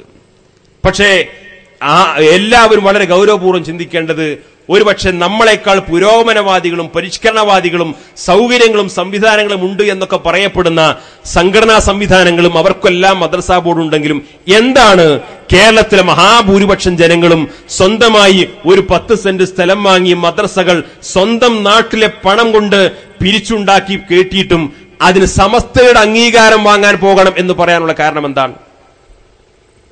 അത് നമ്മൾ ഗൗരവത്തോടെ ആലോചിക്കേണ്ടതാണ്. നാട്ടുകാർ പിരിച്ചുണ്ടാക്കി എന്ന് പറഞ്ഞാലും, നാട്ടുകാരുണ്ടാക്കി എന്ന് പറഞ്ഞാലും, നാട്ടുകാരുടെ സംഭാവനയാണെന്ന് പറഞ്ഞാലും എന്താണ് ഈ മദ്രസ ബോർഡുകളൊക്കെ ഇവിടെ ഉള്ളപ്പോഴും അവിടെ സമസ്ത കേരള ഇസ്ലാം മത വിദ്യാഭ്യാസ ബോർഡിന്റെ അംഗീകാരമാണ് നമ്മുടെ മദ്രസക്ക് വേണ്ടതെന്ന് കേരളത്തിലെ മഹാഭൂരിപക്ഷം വരുന്ന, ഒരുപക്ഷെ 95% വരുന്ന മദ്രസകൾക്ക് നേതൃത്വം കൊടുക്കുന്നവരും അങ്ങനെ തീരുമാനിക്കാൻ കാരണം എന്താണ്? ഈ നേതൃത്വം ദീൻ പറഞ്ഞു കൊടുത്താലേ അത് പരിശുദ്ധമായ ഇസ്ലാമിന്റെ സമ്പൂർണതയിലേക്ക് എത്തുകയുള്ളൂ എന്ന കേരളത്തിലെ മഹാഭൂരിപക്ഷം വരുന്ന ജനങ്ങളുടെ ഒരു സാമാന്യ ബോധമാണ് അവർ നേടിയെടുത്തൊരു വിശ്വാസ്യതയാണത്. ആ വിശ്വാസ്യത എന്ന് പറയുന്നത് സത്യസന്ധമായി ദീനിന്റെ നിയമങ്ങളെ, ദീനിന്റെ വിധിവിലക്കുകളെ സമയബന്ധിതമായി സമൂഹത്തിന് മുമ്പിൽ പറഞ്ഞു കൊടുക്കാനും അത് പ്രഖ്യാപിക്കാനും ആ നിലപാടുകൾ വളരെ വ്യക്തമായി സുതാര്യമായി എല്ലാവർക്കും മനസ്സിലാകുന്ന ഭാഷയിൽ ലളിതമായി ഈ സമുദായത്തിന് പഠിപ്പിച്ചു കൊടുക്കാനും എല്ലാ കാലത്തും ഉത്തരവാദിത്വ ബോധത്തോടുകൂടി പ്രവർത്തിച്ചു എന്നുള്ളതാണ് സമസ്ത കേരള ജംഇയ്യത്തുലമയുടെ ഏറ്റവും വലിയ സംഭാവന. പള്ളികളും മദ്രസകളും ദർസുകളും അറബി കോളേജുകളും യതീംഖാനകളും ഒട്ടേറെ വിദ്യാഭ്യാസ സംരംഭങ്ങൾ സമസ്ത കേരള ജംഇയ്യത്തുലമ ഉണ്ടാക്കി എന്നതിനേക്കാൾ അപ്പുറം കേരളത്തിലെ മഹാഭൂരിപക്ഷം വരുന്ന മുസ്ലിം സമുദായത്തിന്റെ വിശ്വാസ്യത നേടിയെടുക്കാൻ കഴിയുന്ന രീതിയിൽ സത്യസന്ധമായി അള്ളാഹുവിന്റെ വിശുദ്ധമായ ദീനിനെ പഠിപ്പിക്കാനും പരിശീലിപ്പിക്കാനും ആവശ്യമായ നേതൃപരമായ പങ്കാളിത്തം സമസ്ത കേരള ജംഇയ്യത്തുലമ ഇവിടെ നിർവഹിച്ചു എന്ന് നമ്മൾ കാണണം. സമസ്ത കേരള ജംഇയ്യത്തുലമ എന്ന് പറഞ്ഞാൽ നമുക്കിപ്പോഴും 90 വർഷത്തെ ഒരു പാരമ്പര്യം ഉണ്ടെങ്കിലും സമസ്ത കേരള ജംഇയ്യത്തുലമക്ക് ഇപ്പോഴും ഒരു അഖിലേന്ത്യാ കമ്മിറ്റി ഒന്നുമില്ല. അങ്ങനത്തെ ഒരു വലിയ അവകാശവാദമൊന്നും നമ്മുടെ സംഘടന ഉന്നയിക്കാറില്ല. സമസ്ത കേരള ജംഇയ്യത്തുലമ എവിടെയുള്ളതെന്ന് ചോദിച്ചാൽ സത്യസന്ധമായി പറഞ്ഞാൽ നമ്മൾ മലബാറിൽ സജീവമായിട്ട് പ്രവർത്തിക്കുന്നു. 90ാം വാർഷികത്തോടുകൂടി വലിയൊരു കുതിച്ചുചാട്ടം തെക്കൻ കേരളത്തിൽ ഇന്ന് നടന്നുകൊണ്ടിരിക്കുന്നു. പിന്നെ തമിഴ്നാട്ടിലും കർണാടകയിലും മഹാരാഷ്ട്രയിലും ആന്ധ്രയിലും അതേപോലെ ദാൽഹുദയുടെ സംവിധാനങ്ങളൊക്കെ ആയിട്ട് വളരെ നാമമാത്രമായ സാന്നിധ്യങ്ങളാണ് കേരളത്തിന് പുറത്തുള്ള സംസ്ഥാനങ്ങളിലുള്ളത്. വളരെ നാമമാത്രമായ സാന്നിധ്യങ്ങൾ. പക്ഷേ സമസ്ത കേരള ജംഇയ്യത്തുലമക്ക് ബദലായി അവകാശപ്പെടുന്ന കേരളത്തിലെ ഏത് മതസംഘടനകൾ നിങ്ങൾ പരിശോധിച്ചു. ഞാൻ ആരെയും മോശമാക്കി കാണാനോ അല്ലെങ്കിൽ ചെറുതാക്കി കാണാൻ വേണ്ടി പറയുന്നതല്ല, അവരെ വലുതാക്കി കാണാൻ വേണ്ടി പരിചയപ്പെടുത്തുകയാണ്. ജമാഅത്തെ ഇസ്ലാമി ഹിന്ദ് എന്നതിന്റെ പേര് തന്നെ. അഖിലേന്ത്യാ തലത്തിൽ അവർക്ക് കമ്മിറ്റികളുണ്ട്, ദേശീയ തലത്തിൽ പ്രവർത്തിക്കുന്നു എന്ന് അവകാശപ്പെടാറുണ്ട്. ഓരോ സംസ്ഥാനങ്ങളിലും പ്രത്യേക ശൂറകളുണ്ട്. വലിയ സംവിധാനമാണ് അവരവകാശപ്പെടാറുള്ളത്. മുജാഹിദ് പ്രസ്ഥാനം അഹ്ലെ ഹദീസ് പോലെയുള്ള അവരുടെ സമാന മനസ്കരുമായി യോജിച്ചുകൊണ്ട് ഇന്ത്യൻ ഇസ്ലാഹി മൂവ്മെന്റ് ദേശീയ തലത്തിൽ അവർ പ്രവർത്തിക്കുന്നു എന്ന് അവകാശപ്പെടാറുണ്ട്. തബ്ലീഗ് ജമാഅത്ത് ആഗോളതലത്തിൽ പ്രവർത്തിക്കുന്നു എന്നാണ് അവകാശപ്പെടാറുള്ളത്. സമസ്ത കേരള ജംഇയ്യത്തുലമയിൽ നിന്ന് 89 മാറ്റി നിർത്തപ്പെട്ട വിഭാഗം പുതിയൊരു സംഘടന ഉണ്ടാക്കിയപ്പോ ആദ്യം യൂണിറ്റ് കമ്മിറ്റിയും പഞ്ചായത്ത് കമ്മിറ്റിയും ഉണ്ടാക്കാനല്ല പോയത്. ആദ്യം അഖിലേന്ത്യാ സെക്രട്ടേറിയറ്റ് അവിടെ നിന്ന് ഇങ്ങോട്ടാ വന്നത്. അവരും ദേശീയ തലത്തിൽ പ്രവർത്തിക്കുന്നു എന്നാണ് അവകാശപ്പെടാറുള്ളത്. എല്ലാ സംഘടനകളും അവരെല്ലാം അവകാശപ്പെടാറുള്ളത് ഞങ്ങൾ ദേശീയ തലത്തിൽ പ്രവർത്തിക്കുന്നു, ഞങ്ങൾക്ക് ഓരോ സംസ്ഥാനങ്ങളിലും ശാഖകളുണ്ട്, അവിടെയെല്ലാം സാന്നിധ്യമുണ്ട്. ഒരൊറ്റ ലളിതമായ ചോദ്യമേ ഉള്ളൂ. ആ ചോദ്യം എന്താണെന്ന് ചോദിച്ചു കഴിഞ്ഞാൽ, സമസ്ത കേരള ജംഇയ്യത്തുലമക്ക് അതിന്റെ യാതൊരു സാന്നിധ്യവുമില്ലാത്ത, എന്നാൽ ഈ പറയപ്പെട്ട ആളുകൾക്ക് സാന്നിധ്യമുണ്ടെന്ന് പറയപ്പെടുന്ന കേരളത്തിന് പുറത്തുള്ള ഏതെങ്കിലും ഒരു സംസ്ഥാനത്ത്, ഏതെങ്കിലും ഒരു ജില്ലയിൽ, ഒരു ഗ്രാമത്തിലെങ്കിലും കേരളത്തിലെ മുസ്ലിം മഹല്ലുകൾക്ക് സമാനമായ ഒരു മഹല്ലിന്റെ അന്തരീക്ഷം ഉള്ള ഒരു പ്രദേശം ചൂണ്ടിക്കാണിക്കാൻ സാധിക്കുമോ? അപ്പൊ അതിന് ഒരു കൃത്യമായ മറുപടി ഉണ്ട്. അവിടുത്തെ സാമൂഹ്യ സാഹചര്യവും ഇവിടുത്തെ സാമൂഹ്യ സാഹചര്യവും തമ്മിൽ വലിയ വ്യത്യാസമുണ്ട്. ഇവിടെ നമ്മൾ ഈ നേടിയെടുക്കുന്ന പോലെ അവിടെ അങ്ങനെ പെട്ടെന്ന് ഉണ്ടാക്കാൻ കഴിയില്ല. എന്നാൽ സമസ്ത കേരള ജംഇയ്യത്തുലമയുടെ സാന്നിധ്യമുള്ള കർണാടകയിലെ പ്രദേശങ്ങൾ, തമിഴ്നാട്ടിലെ പ്രദേശങ്ങൾ, ആന്ധ്രാപ്രദേശിലെ ചില പ്രദേശങ്ങൾ, ദാൽഹുദയുടെയും സുന്നി മഹല്ല് ഫെഡറേഷന്റെയും അതേപോലെ സമസ്തയുടെയും സമസ്ത കേരള ഇസ്ലാമത വിദ്യാഭ്യാസ ബോർഡിന്റെയും ഒക്കെ സ്ഥാപനങ്ങളും സംവിധാനങ്ങളുമുള്ള കേരളത്തിന് പുറത്തുള്ള ആ സാന്നിധ്യമുള്ള പ്രദേശങ്ങൾ നിങ്ങൾ പോയി നോക്കൂ. നമ്മുടെ നാട്ടിലുള്ള ഈ ഗ്രാമാന്തരീക്ഷത്തിലൊക്കെ അവിടെ പള്ളികളിൽ നിന്ന് ബാങ്ക് വിളിക്കുമ്പോൾ അതിന്റെ പരിസര പ്രദേശത്തുള്ള മുസ്ലിം വീടുകളിലെ ചെറുപ്പക്കാരും കുട്ടികളും വൃദ്ധന്മാരും അടക്കം ജുമാ ജമാഅത്തുകളിലേക്ക് പാഞ്ഞെടുക്കുന്നതിന് സമാനമായ ഒരു ഗ്രാമീണമായ അന്തരീക്ഷം സമസ്ത കേരള ജംഇയ്യത്തുലമയുടെ സാന്നിധ്യമുള്ള ആ പ്രദേശങ്ങളിലൊക്കെ കാണാൻ സാധിക്കും. ഇതൊരു അവകാശവാദമല്ല, ആർക്കും പോയി നോക്കിയാൽ കാണാവുന്നതാണ്. ഇതിന്റെ കാരണം എന്താണ്? സത്യസന്ധമായി നല്ല നീയത്തോടുകൂടി അള്ളാഹുവിന്റെ വിശുദ്ധമായ ദീൻ ഇവിടെ നിലനിൽക്കണമെന്ന ആഗ്രഹത്തോടുകൂടി അത്തരത്തിലുള്ള മഹാരഥന്മാരായ സാത്വികരായ സൂഫിവര്യന്മാരുടെ ആ ഉദ്ദേശശുദ്ധിയിൽ നിന്ന് കിളിർത്തുണ്ടായിട്ടുള്ള ആ നന്മകൾക്ക് അതിൻ്റെതായ വ്യത്യാസവും അതിൻ്റെതായ ഫലപ്രാപ്തിയും ഇന്ന് നമുക്ക് കണ്ടെത്താൻ സാധിക്കും. സമസ്തയല്ലാത്ത ഏതൊരു പ്രസ്ഥാനത്തെയും നിങ്ങൾ ആലോചിച്ച് നോക്കൂ. നമ്മുടെ നാടുകളിൽ അവർ യൂണിറ്റ് ഉണ്ടാക്കിയാൽ അവരുടെ ഒന്നാമത്തെ അജണ്ട എന്താണ്? ഞാനൊരു സംഘടനയും പേരെടുത്ത് പറയാൻ ഉദ്ദേശിക്കുന്നില്ല. സമസ്തയല്ലാത്ത മറ്റൊരു മതരംഗത്ത് പ്രവർത്തിച്ചുകൊണ്ടിരിക്കുന്നു എന്ന് അവകാശപ്പെടുന്ന ഒരു സംഘടന ഒരു നാട്ടിൽ യൂണിറ്റ് ഉണ്ടാക്കിയാൽ അവരുടെ ആദ്യത്തെ അജണ്ട എന്താണ്? അവർക്കൊരു പള്ളി ഉണ്ടാക്കണം, അവർക്കൊരു മദ്രസ ഉണ്ടാക്കണം, അവർക്ക് സ്വന്തമായൊരു സംഘടനാ സംവിധാനം ഉണ്ടാകണം. ഇതിനേക്കാൾ അപ്പുറം ആ നാട്ടിലെ മുസ്ലിം സമൂഹത്തിനിടയിൽ ദീനിനെ നിലനിർത്തണം, അവരെ സംസ്കരിക്കണം, അവിടെയുള്ള ധാർമ്മികതയെ വിഭാവനം ചെയ്യണം. അങ്ങനെ ഇസ്ലാമികമായ ഒരു പ്രബോധന ദൗത്യം, ഒരു ദഅവാ പ്രവർത്തനം എന്ന് പറയുന്ന ഒരു അജണ്ട ഒരിക്കലും നമുക്ക് കാണാൻ സാധിക്കില്ല. അപ്പോൾ ഓരോരുത്തരും അവരവരുടേതായിട്ടുള്ള നിക്ഷിപ്തമായ സംഘടനാ താല്പര്യങ്ങൾക്ക് വേണ്ടി ഒരു ഭാഗത്ത് പ്രവർത്തിക്കുമ്പോൾ മറുഭാഗത്ത് നമുക്ക് നിർവഹിക്കാനുള്ളത് നമ്മുടെ നാട്ടിൽ വളർന്നു വരുന്ന ചെറുപ്പക്കാരെയും വിദ്യാർത്ഥികളെയും ഒരുമിച്ച് കൂട്ടി ഇസ്ലാമികമായ ബോധത്തോടുകൂടി വളർത്തിയെടുക്കാനും നാട്ടിലെ വിദ്യാഭ്യാസ പ്രവർത്തനങ്ങൾക്ക്, നാട്ടിലെ ദീനീ പ്രവർത്തനങ്ങൾക്കൊക്കെ നേതൃത്വം കൊടുക്കാൻ കഴിയുന്ന രീതിയിൽ അവരെ അതിന്റെ ചാലക ശക്തികളാക്കി വളർത്തിയെടുക്കാൻ ആവശ്യമായ ഉത്തരവാദിത്വമാണ് നമ്മൾ നിർവഹിക്കേണ്ടത്. ഓരോ കാലത്തും ഇത്തരത്തിലുള്ള പ്രതിസന്ധികൾ വരുമ്പോഴെല്ലാം സമസ്ത കേരള ജംഇയ്യത്തുലമ അതിന് അവസരത്തിനൊത്തുയർന്നുകൊണ്ട് ആ വെല്ലുവിളികളെ അതിജീവിക്കാൻ ആവശ്യമായിട്ടുള്ള ശ്രമമാണ് നടത്തിയത്. ഒരു സംഘടന ആവശ്യമാണ് എന്ന് തോന്നിയപ്പോൾ മാത്രമാണ് സംഘടനാ പ്രവർത്തനം ആരംഭിച്ചത്. അതിനുശേഷമാണ് നമ്മൾ കണ്ടത് 1947 നമ്മുടെ രാജ്യം സ്വാതന്ത്ര്യം നേടിയപ്പോ അക്കാലം അത്രയും ഇവിടെ അസംഘടിതമായി പ്രവർത്തിച്ചിരുന്ന മദ്രസകളും ഒത്തുപള്ളികളുമൊക്കെ പലതും ഇവിടുത്തെ സർക്കാർ സ്കൂൾ കെട്ടിടങ്ങൾ ഉപയോഗപ്പെടുത്തിക്കൊണ്ട് നടത്തിയിരുന്ന ഒരു സാഹചര്യമായിരുന്നു. 47 രാജ്യം ഒരു ജനാധിപത്യ മതേതര രാജ്യം എന്ന തലത്തിലേക്ക് സ്വാതന്ത്ര്യം നേടിയപ്പോ സ്വാഭാവികമായും സർക്കാർ സ്കൂളുകളുടെ കെട്ടിടങ്ങൾ ഒരു പ്രത്യേക മതസമുദായത്തിന്റെ മതാധ്യാപനങ്ങൾക്ക് വേണ്ടി ഉപയോഗപ്പെടുത്തുക എന്ന് പറഞ്ഞു കഴിഞ്ഞാൽ അതിന്റെ അപ്രായോഗികമായ പ്രശ്നങ്ങൾ ഉണ്ടായപ്പോ ഇതാ നമ്മുടെ എല്ലാ വാതിലും അടഞ്ഞുപോയി, ഇനി നമുക്ക് വഴികളില്ല എന്ന് പറഞ്ഞുകൊണ്ട് കയ്യും കെട്ടി നോക്കി നിൽക്കാനല്ല അന്ന് സമസ്ത കേരള ജംഇയ്യത്തുലമ മുന്നോട്ട് വന്നത്. അന്ന് അവസരത്തിനെത്ത് ഉയർന്നുകൊണ്ട് അന്ന് നമ്മുടെ നാട്ടിലെ സാഹചര്യം എന്താണ്? രാജ്യം സ്വാതന്ത്ര്യം നേടിയതുമായി ബന്ധപ്പെട്ട്, രാജ്യത്തിന്റെ വിഭജനവുമായി ബന്ധപ്പെട്ട് വലിയ കലാപങ്ങളും ലഹളകളും നടന്നുകൊണ്ട് മുസ്ലിം സമുദായത്തെ ആ അർത്ഥത്തിൽ എല്ലാവരും കണ്ടുകൊണ്ടിരിക്കുന്ന ഒരു കാലം. മലബാർ സമരവുമായി ബന്ധപ്പെട്ടുകൊണ്ട് നാട് കടത്തപ്പെടുകയോ തുറുങ്കിലടക്കപ്പെടുകയോ കൊല ചെയ്യപ്പെടുകയോ ചെയ്തവരുടെ പിന്മുറക്കാരായി പട്ടിണി പാവങ്ങളായി ജീവിച്ചുകൊണ്ടിരിക്കുന്ന മലബാറിലെ മുസ്ലിങ്ങൾ, സാമ്പത്തികമായി യാതൊരു സ്വാധീനവുമില്ല, വളരെ പ്രതിസന്ധിയിലൂടെ ജീവിച്ചുകൊണ്ടിരിക്കുമ്പോ അന്ന് സമസ്തയുടെ പണ്ഡിതന്മാർ, ആ നേതാക്കന്മാർ എന്താ പറഞ്ഞത്?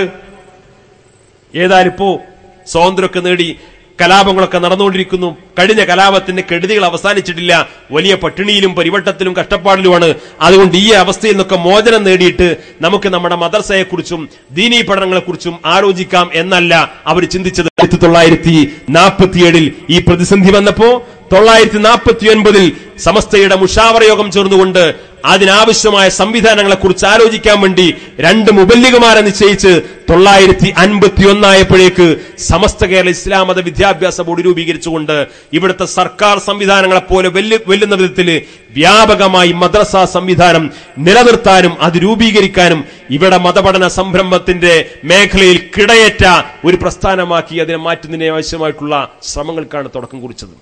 നമ്മുടെ മുമ്പിലുള്ള പ്രതിസന്ധി, ആ പ്രതിസന്ധികളെല്ലാം തട്ടിമാറ്റിക്കൊണ്ട് അതിനതിജയിക്കാൻ ആവശ്യമായിട്ടുള്ള ശ്രമങ്ങൾക്ക് എല്ലാ കാലത്തും സമസ്ത കേരള ജമിയത്തുൽ ഉലമ മുന്നിൽ നിന്നിട്ടുണ്ട് എന്ന് അതിന്റെ ചരിത്രം പരിശോധിച്ചാൽ കാണാൻ സാധിക്കും.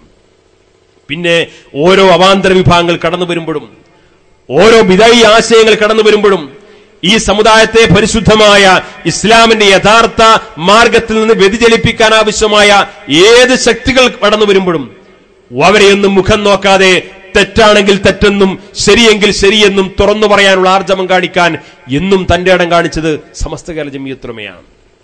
പല ആളുകൾക്കും വലിയ ഒരു സംശയം, ഇവരിങ്ങനെ പിഴച്ചവരാരാണ് എന്ന് ചൂണ്ടിക്കാണിക്കാൻ നടക്കുന്ന ഒരു സംഘടനയാണ് എന്ന് പരിഹസിക്കാറുണ്ട്. സമസ്തന്റെ പരിപാടി അതാണ്. അവര് 945 ഇന്ന ആൾക്കാർ പഴച്ചാന്ന് പറഞ്ഞു, 55 ആയപ്പോ മറ്റേ ടീം പഴച്ചാന്ന് പറഞ്ഞു, 60 ആയപ്പോ ഇവര് പഴച്ചാന്ന്. ഇവരിങ്ങനെ കൊല്ലം ഓരോ ആളുകളെ പഴപ്പിച്ചു വിടുന്ന ടീമാണ്. നിങ്ങൾ ആലോചിക്കണം, ദീനുമായി ബന്ധപ്പെട്ടുകൊണ്ട് ദീനിന്റെ വിശ്വാസ ആചാര അനുഷ്ഠാന ക്രമങ്ങളിലും അതിന്റെ നിയമങ്ങളിലും മായം ചേർക്കാനും വേണ്ടി ഓരോ കക്ഷികൾ ഓരോ കാലത്തും വരുമ്പോ ഇതിന്റെ ശരിതെറ്റുകൾ പറഞ്ഞു കൊടുക്കാൻ ആവശ്യമായ ഒരു നേതൃത്വം നമ്മുടെ നാട്ടിൽ ഇല്ലായിരുന്നുവെങ്കിൽ എന്തായിരിക്കും ഇവിടുത്തെ അവസ്ഥ? ഇതുണ്ടായിട്ട് തന്നെ പുതിയ മുഫ്തിമാരിങ്ങനെ വന്നുകൊണ്ടിരിക്കുകയാണ്. ഇതില്ലെങ്കിൽ അതിന്റെ അവസ്ഥ എന്തായിരിക്കും? നമ്മൾ ആലോചിക്കണം. ഈ രീതിയിൽ ഓരോരുത്തരും മതനിയമങ്ങൾ സ്വയം കൈകാര്യം ചെയ്യാനും സ്വയം ഫത്വ കൊടുക്കാനും സ്വയം തീരുമാനങ്ങൾ പറയാനും ഒക്കെ രംഗത്ത് വരുമ്പോ സമസ്ത കേരള ജമിയത്തുൽ ഉലമയെ പോലെയുള്ള ഒരു പണ്ഡിത പ്രസ്ഥാനം അതിന്റെ ശരിതെറ്റുകൾ പറഞ്ഞു കൊടുക്കാൻ ആ ഉത്തരവാദിത്വം നിർവഹിച്ചിട്ടില്ലെങ്കിൽ കേരളത്തിലെ മുസ്ലിം സമൂഹത്തിന്റെ അവസ്ഥ എന്താകുമായിരുന്നു? ഓരോരുത്തർക്കും ഇങ്ങനെ വിഭജിച്ച് ഇങ്ങനെ ശത്രുക്കൾക്ക് ഏതവസരത്തിലും നുഴഞ്ഞു കയറാൻ കഴിയുന്നൊരു തലത്തിലേക്ക് ഈ സമൂഹമാകുമായിരുന്നു.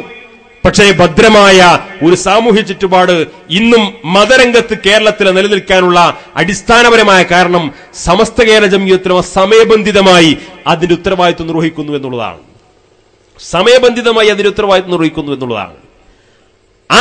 ആ തെറ്റുകൾ ചൂണ്ടിക്കാണിക്കുമ്പോൾ സ്വാഭാവികമായും ഉണ്ടാകുന്ന അസ്വസ്ഥതകൾ എന്ന് പറഞ്ഞാൽ അത് ദീനീ പ്രബോധന മേഖലയിൽ അത് സ്വാഭാവികമാണ്. കാരണം ദീനിന് നിരക്കാത്ത, ഇസ്ലാമിക സമൂഹത്തിന് ഉൾക്കൊള്ളാൻ കഴിയാത്ത ഏത് തെറ്റുകളും പിഴവുകളും ചൂണ്ടിക്കാണിക്കുക എന്ന് പറഞ്ഞു കഴിഞ്ഞാൽ അത് ഇസ്ലാമിക വിശ്വാസിയുടെ അവന്റെ സ്വഭാവത്തിന്റെ ഭാഗമാണ്. പ്രത്യേകിച്ച് ദീനീ പ്രബോധകരെ സംബന്ധിച്ചിടത്തോളം, പണ്ഡിതന്മാരെ സംബന്ധിച്ചിടത്തോളം അവരാ ദൗത്യം നിർവഹിച്ചുകൊണ്ടേയിരിക്കും. കാരണം അതിനൊട്ടും താമസിക്കുന്ന ഒരു നിലപാടിലേക്കല്ല ആ വിഷയങ്ങൾ കൊണ്ടുപോകേണ്ടത്. ഒരു പക്ഷേ പലപ്പോഴും അങ്ങനെ പറയേണ്ടിയിരുന്നോ അങ്ങനെ ചെയ്യേണ്ടിയിരുന്നോ എന്ന് തോന്നുന്ന സംഭവങ്ങൾ പോലും ഇസ്ലാമിക ചരിത്രത്തിൽ ഉണ്ടായപ്പോഴും അതിനൊക്കെ വലിയ അംഗീകാരം പ്രാമാണികമായി ലഭ്യമായിട്ടുള്ളതാണ് ചരിത്രത്തിൽ കാണാൻ സാധിക്കും. ഒരു സംഭവം കൂടി പറഞ്ഞ് ഞാൻ അവസാനിപ്പിക്കാം. ഹബീബായ റസൂലുള്ളാഹി സ്വല്ലല്ലാഹു അലൈഹി വസല്ലം തങ്ങളെ പ്രവാചകന്റെ ശത്രുവായിരുന്ന അബൂ ഉബൈദത്ത് ബിൻ ജറാഹ് എന്ന് പറയുന്ന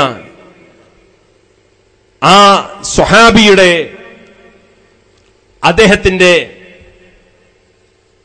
പിതാവ് വന്നുകൊണ്ട്, ആ സ്വഹാബിയുടെ പിതാവ് ജറാഹ് എന്ന അദ്ദേഹത്തിന്റെ പിതാവ് വന്നുകൊണ്ട് പ്രവാചകർ സ്വല്ലല്ലാഹു അലൈഹി വസല്ലം തങ്ങളെ പരസ്യമായിട്ട് തെറി വിളിച്ചപ്പോ ഈ അബൂ ഉബൈദ റളിയല്ലാഹു തആല അൻഹു പ്രവാചകന്റെ അടുക്കൽ വന്നിട്ട് പറഞ്ഞു, അങ്ങേ തെറി വിളിക്കുന്ന എന്റെ പിതാവൊക്കെയാണ്, പക്ഷെ എനിക്ക് സഹിക്കണില്ല. അങ്ങ് സമ്മതം തരികയാണെങ്കിൽ ഞാനിപ്പോ അദ്ദേഹത്തെ ശരിയാക്കി കളയാന്ന് പറഞ്ഞു. പ്രവാചകർ സ്വല്ലല്ലാഹു അലൈഹി വസല്ലം തങ്ങൾ അതിന് വിലക്കി. കുറച്ച് സമയം കഴിഞ്ഞിട്ട് വീണ്ടും, മുഹമ്മദെ നീ ഇത്ര ആർജവമുള്ള ആളാണെങ്കിൽ ഞാനുമായി യുദ്ധത്തിന് വാ എന്നൊക്കെ പറഞ്ഞിട്ട് ദേഷ്യം പിടിപ്പിക്കുന്ന രീതിയിൽ, പ്രകോപിപ്പിക്കുന്ന രീതിയിൽ വീണ്ടും തെറി വിളിക്കാൻ തുടങ്ങി. രണ്ടാമതും തെറി വിളിക്കാൻ വന്നപ്പോ വീണ്ടും ഈ സ്വഹാബി പ്രവാചകന്റെ അടുത്ത് വന്നിട്ട് സമ്മതം ചോദിച്ചു. അങ്ങനെ എനിക്ക് സമ്മതം തന്നെ, എനിക്കത് സഹിക്കണില്ല. പ്രവാചകരെ തെറി വിളിക്കുന്ന സ്വന്തം പിതാവായിട്ട് പോലും ഇങ്ങനെ പ്രവാചകരെ തെറി വിളിക്കുന്നത് എനിക്ക് സഹിക്കാൻ കഴിയുന്നില്ല, അതുകൊണ്ട് അങ്ങ് സമ്മതം തരണം എന്ന് പറഞ്ഞ് രണ്ടാമതും ചെന്നപ്പോഴും പ്രവാചകർ സ്വല്ലല്ലാഹു അലൈഹി വസല്ലം തങ്ങൾ ഈ സ്വഹാബിയെ സമാശ്വസിപ്പിച്ചുകൊണ്ട് മടക്കി അയച്ചു. മൂന്നാമത് വീണ്ടും ആക്രോശിച്ചുകൊണ്ട് ഈ സുഹാബിയുടെ പിതാവ് പ്രവാചകർ സല്ലല്ലാഹു അലൈഹി വസല്ലം തങ്ങൾ ഇങ്ങനെ തെറിയഭിഷേകം ചെയ്തുകൊണ്ട് ചീത്ത വിളിച്ചുകൊണ്ട് വന്നപ്പോ പിന്നെ ഈ പുത്രൻ പ്രവാചകർ സല്ലല്ലാഹു അലൈഹി വസല്ലം തങ്ങളുടെ അനുമതിക്ക് വേണ്ടി കാത്തു നിൽക്കാതെ നേരെ സ്വന്തം പിതാവിന്റെ അടുത്ത് നിന്നിട്ട് പിതാവിന്റെ തലയാണ് വെട്ടിയിട്ട് പിതാവിന്റെ തല അദ്ദേഹത്തിന്റെ വാൾത്തുമ്പിൽ വെച്ചുകൊണ്ട് പ്രവാചകർ സല്ലല്ലാഹു അലൈഹി വസല്ലം തങ്ങളുടെ മുമ്പിൽ ഹാജരായി. ഇത് കണ്ടപ്പോൾ പ്രവാചകർ സല്ലല്ലാഹു അലൈഹി തങ്ങൾക്ക് വല്ലാത്തൊരു മനോവിഷമം. കാരണം എന്തായാലും ഒരു മകൻ വാപ്പാന്റെ തലയിൽ വെട്ടിയിരിക്കുന്നത്. എന്നെ തെറി വിളിച്ചിട്ടാണെങ്കിലും എന്നെ തെറി വിളിക്കുന്നത് സഹിക്കാൻ കഴിയാത്ത തന്റെ ഒരു അനുയായിയുടെ ആ രോഷപ്രകടനമാണെങ്കിലും എന്തായാലും ഒരു പിതാവിന്റെ തല വെട്ടിയിരിക്കുന്നു എന്ന് കണ്ടപ്പോ പ്രവാചകർ സല്ലല്ലാഹു അലൈഹി വസല്ലം തങ്ങളുടെ മനസ്സിന് വിഷമം തോന്നിയപ്പോ അപ്പോൾ തന്നെ ജിബ്രീൽ അലൈഹിസ്സലാം ആയത്തുമായിട്ട് ഇറങ്ങിയിട്ട് അള്ളാന്റെ റസൂലിനോട് പറയാൻ, ഇവൻ അള്ളാന്റെ കക്ഷിയിൽപ്പെട്ട ആളാണ്, ഇവൻ അള്ളാഹുവിന്റെ കക്ഷിയാണ്, ഉലൈക ഹിസ്ബുല്ലാഹ്, ഇവൻ അള്ളാഹുവിന്റെ പാർട്ടിയിൽപ്പെട്ട ആളാണ്. സ്വന്തം പിതാവിന്റെ തലവെട്ടിയ അബൂ ഉബൈദ റളിയല്ലാഹു തആല അൻഹുവിനെ അള്ളാഹുവിന്റെ പാർട്ടിയിൽപ്പെട്ടയാളായിട്ട് ജിബ്രീൽ അലൈഹിസ്സലാം അള്ളാഹുവിന്റെ ഭാഗത്തുനിന്ന് വഹിയുമായിട്ട് വന്നിട്ട് അവിടെ പ്രഖ്യാപിക്കപ്പെടുക. ഞാൻ പറഞ്ഞു വരുന്ന കാര്യം, തെറ്റുകൾ ചൂണ്ടിക്കാണിക്കുക എന്ന് പറഞ്ഞു കഴിഞ്ഞാൽ സത്യസന്ധമായി നിലപാടുകൾ പറയുക എന്ന് പറഞ്ഞു കഴിഞ്ഞാൽ അത് ഇസ്ലാമിന്റെ പാരമ്പര്യത്തിന്റെ ഭാഗമാണ്. അതൊരു പുതിയ തുടക്കമൊന്നുമല്ല, അതൊരു പുതിയ സ്വഭാവവിശേഷങ്ങളൊന്നുമല്ല. അതാരുടെ ഭാഗത്തുള്ള തെറ്റാണ് എന്നതിനേക്കാളപ്പുറം ഇസ്ലാമിനന്യമായ, ഇസ്ലാമിക സമൂഹത്തിനന്യമായ, ദീനിന്റെ പ്രമാണങ്ങൾക്ക് അന്യമായ അത്തരം തെറ്റുകൾ ചൂണ്ടിക്കാണിക്കാനും ഇസ്ലാമിന്റെ യഥാർത്ഥ പ്രമാണങ്ങൾ ഈ സമൂഹത്തിന് മുമ്പിൽ വിശദീകരിച്ചു കൊടുക്കുക എന്ന് പറഞ്ഞു കഴിഞ്ഞാൽ അതൊരു ദീനീ പ്രവർത്തനത്തിന്റെ, ദീനീ സംഘടനയുടെ ബാധ്യതയാണ്. ഈ ഉത്തരവാദിത്വം ദീനീ സംഘടനകൾ നിർവഹിക്കുന്നില്ലെങ്കിൽ പിന്നെ ഈ സംഘടനയുടെ പ്രസക്തി എന്താണ്? മതപരമായ കാര്യങ്ങൾ, അതിന്റെ ശരിതെറ്റുകൾ യഥാസമയം സമൂഹത്തിന് മുമ്പിൽ വിശദീകരിക്കാനും ആ ഉത്തരവാദിത്വം സമൂഹത്തിൽ നിർവഹിക്കാനും ഒരു മതസംഘടന പ്രാപ്തമല്ലെങ്കിൽ, ഒരു നേതൃത്വം പ്രാപ്തമല്ലെങ്കിൽ പിന്നെ ആ സംഘടനക്ക് എന്ത് പ്രസക്തിയാ സമൂഹത്തിലുള്ളത്? ആ സംഘടനക്ക് എന്ത് പ്രസക്തിയുള്ള? പിന്നെ അങ്ങ് സംഘടനയുടെ ആവശ്യമില്ലല്ലോ.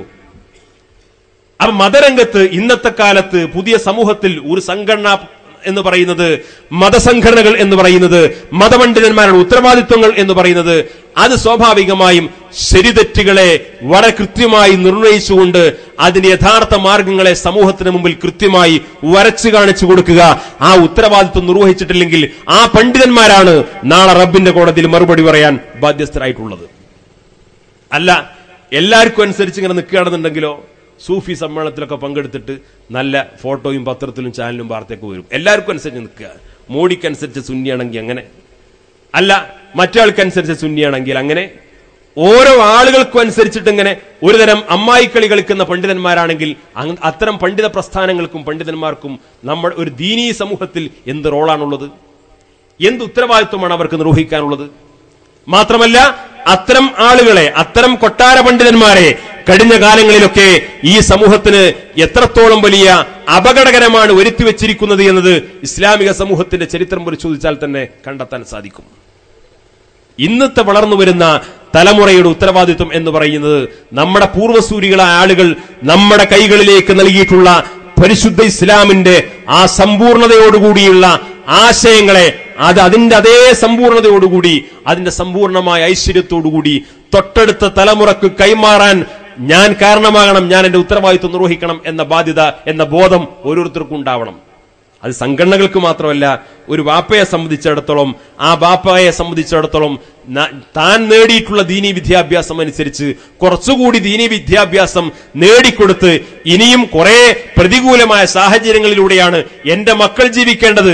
അതുകൊണ്ട് എന്നേക്കാൾ കൂടുതൽ മതപരമായ അറിവും ബോധവും എന്റെ മക്കൾക്കുണ്ടാവണം. മതത്തോടുകൂടി അവരെ കൂടുതൽ മതപരമായ ആത്മീയമായ ചിന്തകളിൽ പ്രാപ്തി നേടാനാണ് പിതാവ് പ്രോത്സാഹിപ്പിക്കേണ്ടത്. ഓരോ തലമുറകൾ മാറി മാറി വരുമ്പോഴും ആ തലമുറകളെയെല്ലാം ദീനിന്റെ വഴികളിലൂടെ സംസ്കരിച്ചെടുക്കാൻ ആവശ്യമായിട്ടുള്ള ഉത്തരവാദിത്വമാണ് നമ്മുടെ സമൂഹത്തിൽ നിർവഹിക്കപ്പെടേണ്ടത്. അത് നിർവഹിക്കാനുള്ള ഏറ്റവും വലിയ ബാധ്യതയാണ് ഇന്ന് കേരളത്തിൽ സമസ്ത കേരള ജംഇയ്യത്തുൽ ഉലമ നിർവഹിച്ചുകൊണ്ടിരിക്കുന്നത്. സമസ്ത കേരള ജംഇയ്യത്തുൽ ഉലമ ആ ഉത്തരവാദിത്വം നിർവഹിക്കുന്നത് കൊണ്ട് തന്നെ കേരളത്തിലെ മഹാഭൂരിപക്ഷം വരുന്ന മുസ്ലിം സമൂഹത്തിനിടയിലും അംഗീകാരവും വിശ്വാസ്യതയും നേടിയെടുത്തുകൊണ്ട് ഈ പ്രസ്ഥാനത്തിന് മുന്നോട്ട് പോകാൻ സാധിക്കുന്നു. ആ പ്രസ്ഥാനത്തിന് മുന്നോട്ട് പോകാൻ സാധിക്കുന്നു എന്ന് പറയുമ്പോൾ ഇതിന് സമാനമായി ജനങ്ങൾക്കിടയിൽ സ്വീകാര്യത ലഭ്യമായ മറ്റൊരു മതസംഘടനകളെ നമുക്ക് സമൂഹത്തിൽ കാണാൻ സാധിക്കില്ല. മറ്റൊരു മതസംഘടന നമുക്ക് കാണാൻ സാധിക്കില്ല. നമ്മൾ മനസ്സിലാക്കേണ്ടത് ഇന്നത്തെ കേരളീയ ചുറ്റുപാട് എന്ന് പറയുന്നത് പലപ്പോഴും പല ആളുകളും മനസ്സിലാക്കി വെച്ചിരിക്കുന്നത്, തെറ്റിദ്ധരിച്ചു വെച്ചിരിക്കുന്നത്, ഇന്ന് പഴയ അവസ്ഥയിൽ നിന്നൊക്കെ നമ്മുടെ സാമൂഹ്യ സാഹചര്യം മാറി. ഇന്ന് സാമ്പത്തികമായി എല്ലാ സൗകര്യങ്ങളും ആയിക്കഴിഞ്ഞു. ഇന്ന് ആർക്കും വിദ്യാഭ്യാസം നേടാൻ ഒട്ടേറെ സൗകര്യങ്ങളും സംവിധാനങ്ങളും സ്വദേശത്തും വിദേശത്തുമുണ്ട്. സാമ്പത്തിക സൗകര്യങ്ങളും ഇന്നത്തെ പുതിയ ടെക്നോളജികളൊക്കെ വികസിച്ചതുകൊണ്ട് ഇനി ഒരു പ്രത്യേകമായൊരു മത നേതൃത്വമോ ഒരു പ്രത്യേകമായ മതപണ്ഡിതന്മാരോ അതിന്റെ ഒന്നും ആവശ്യമില്ല. ഇന്നൊക്കെ എല്ലാം വിരൽത്തുമ്പിൽ ഫത്വകൾ ലഭ്യമാകുന്ന കാലമാണ്. എല്ലാ സംശയങ്ങളും സ്വയം നിവാരണം നടത്തി അതിനൊക്കെ അവലംബിച്ചുകൊണ്ട് മുന്നോട്ട് പോകാവുന്ന ഒരു കാലമാണ്. ഇന്ന് ബൗദ്ധികമായി മനുഷ്യൻ ഒരുപാട് വികാസം നേടിയിട്ടുള്ള, എല്ലാം തിരിച്ചറിയാൻ ശേഷിയും കഴിവും അതിന്റെ സാങ്കേതിക വിജ്ഞാനങ്ങളൊക്കെ നേടിയിട്ടുള്ള ഒരു കാലം. അതുകൊണ്ട് അതനുസരിച്ചൊക്കെ ജീവിക്കാനും അതിനെ ഉൾക്കൊള്ളാനും ഒക്കെ സന്നദ്ധമാകുന്ന ഒരു പുതിയ കാലമാണിത്. അതിനേക്കാൾ അപ്പുറം ഈ പരമ്പരാഗതമായ വഴികൾ എന്നൊക്കെ പറഞ്ഞു കഴിഞ്ഞാൽ അതൊരു പഴഞ്ചൻ ഏർപ്പാടാണ് എന്നൊക്കെ ചിന്തിക്കുന്ന, അങ്ങനെ പഠിപ്പിക്കുന്ന, പരിശീലിപ്പിക്കാൻ ശ്രമിക്കുന്ന പ്രവണതകളൊക്കെ നമ്മുടെ സമൂഹത്തിൽ വളർന്നു വരുന്നുണ്ട്. ഇത് അവസാനം ഉണ്ടാക്കി വെക്കുന്നത് ഓരോരുത്തരും സ്വയം ഇങ്ങനെ മുഫ്തിമാരായി ചമഞ്ഞുകൊണ്ട് ഓരോരുത്തരും ദീനിന്റെ വിധിവിലക്കുകളും നയപരിപാടികളും നിയമങ്ങളും ഒക്കെ പറയുകയും അവസാനം അടിസ്ഥാനത്തിൽ നിന്ന് വഴിതെറ്റിപ്പോകുന്ന വലിയ അപകടകരമായ സാഹചര്യമൊക്കെ നമ്മുടെ സമൂഹത്തിൽ വളർന്നു വരും. അതുകൊണ്ട് ഈ രീതിയിലുള്ള അപകടകരമായ സാഹചര്യങ്ങളൊക്കെ തിരിച്ചറിഞ്ഞുകൊണ്ട് കേരളത്തിൽ ഇത്രയും കാലം സത്യസന്ധമായി ദീനിന്റെ മേഖലയിൽ ഈ രീതിയിൽ മുസ്ലിം സമൂഹത്തിന് ആത്മീയമായി, വിശ്വാസപരമായി, കർമ്മപരമായി നിങ്ങൾ ഈ വഴികളിലൂടെ സഞ്ചരിക്കണമെന്ന കൃത്യമായ മാർഗദർശനം നൽകുന്നിടത്ത് സത്യസന്ധമായി ഒരു നൂറ്റാണ്ടിനോട് അടുത്തുകൊണ്ടിരിക്കുന്ന സമസ്ത കേരള ജംഇയ്യത്തുൽ ഉലമയുടെ ആഹ്വാനങ്ങൾക്കും താക്കീതുകൾക്കും വിധേയമായി നമുക്ക് മുന്നോട്ട് പോകാൻ സാധിക്കണം. ഈ രീതിയിൽ നമ്മുടെ ചെറുപ്പക്കാരും വിദ്യാർത്ഥികളും അവരുടെ ഉത്തരവാദിത്വം ഒരു ഭാഗത്ത് നിർവഹിക്കുമ്പോൾ തന്നെ നമ്മുടെ സമൂഹത്തിന്റെ നല്ല പാതി എന്ന് പറയുന്ന സമൂഹത്തിന്റെ നിർണായകമായ വളരെ പ്രധാനപ്പെട്ട ഘടകമാണ് നമ്മുടെ ഉമ്മമാർ, സഹോദരിമാർ നമ്മുടെ വീടിന്റെ അകത്തളങ്ങളിൽ. എന്നാൽ പഴയ കാലങ്ങളിൽ നിന്ന് വ്യത്യസ്തമായി ഇന്ന് ലോകത്തിന്റെ മുഴുവൻ ചുറ്റുപാടുകളും, ലോകത്ത് നടന്നുകൊണ്ടിരിക്കുന്ന മുഴുവൻ വാർത്തകളും, മുഴുവൻ ചലനനിശ്ചലനാവസ്ഥകളും ഒക്കെ വീടിന്റെ അകത്ത് നിന്നുകൊണ്ട് തന്നെ കൃത്യമായി കാണാനും വിലയിരുത്താനും മനസ്സിലാക്കാനും ശേഷിയും സാങ്കേതികമായ സംവിധാനങ്ങളിലൂടെ ജീവിച്ചുകൊണ്ടിരിക്കുന്ന നമ്മുടെ സഹോദരിമാർ, ആ സഹോദരിമാർക്കിടയിലും ഈ ദീനിന്റെ വിജ്ഞാനങ്ങൾക്കനുസരിച്ചുകൊണ്ട് ജീവിക്കാൻ അവരവരുടേതായ പരിധിക്കകത്തുകൊണ്ട് അവരെ പ്രേരിപ്പിക്കാനും പഠിപ്പിക്കാനും പരിശീലിപ്പിക്കാനും നമ്മളെപ്പോലെയുള്ള ദീനി പ്രവർത്തകർക്ക് പ്രാദേശികമായിട്ട് സാധിക്കണം.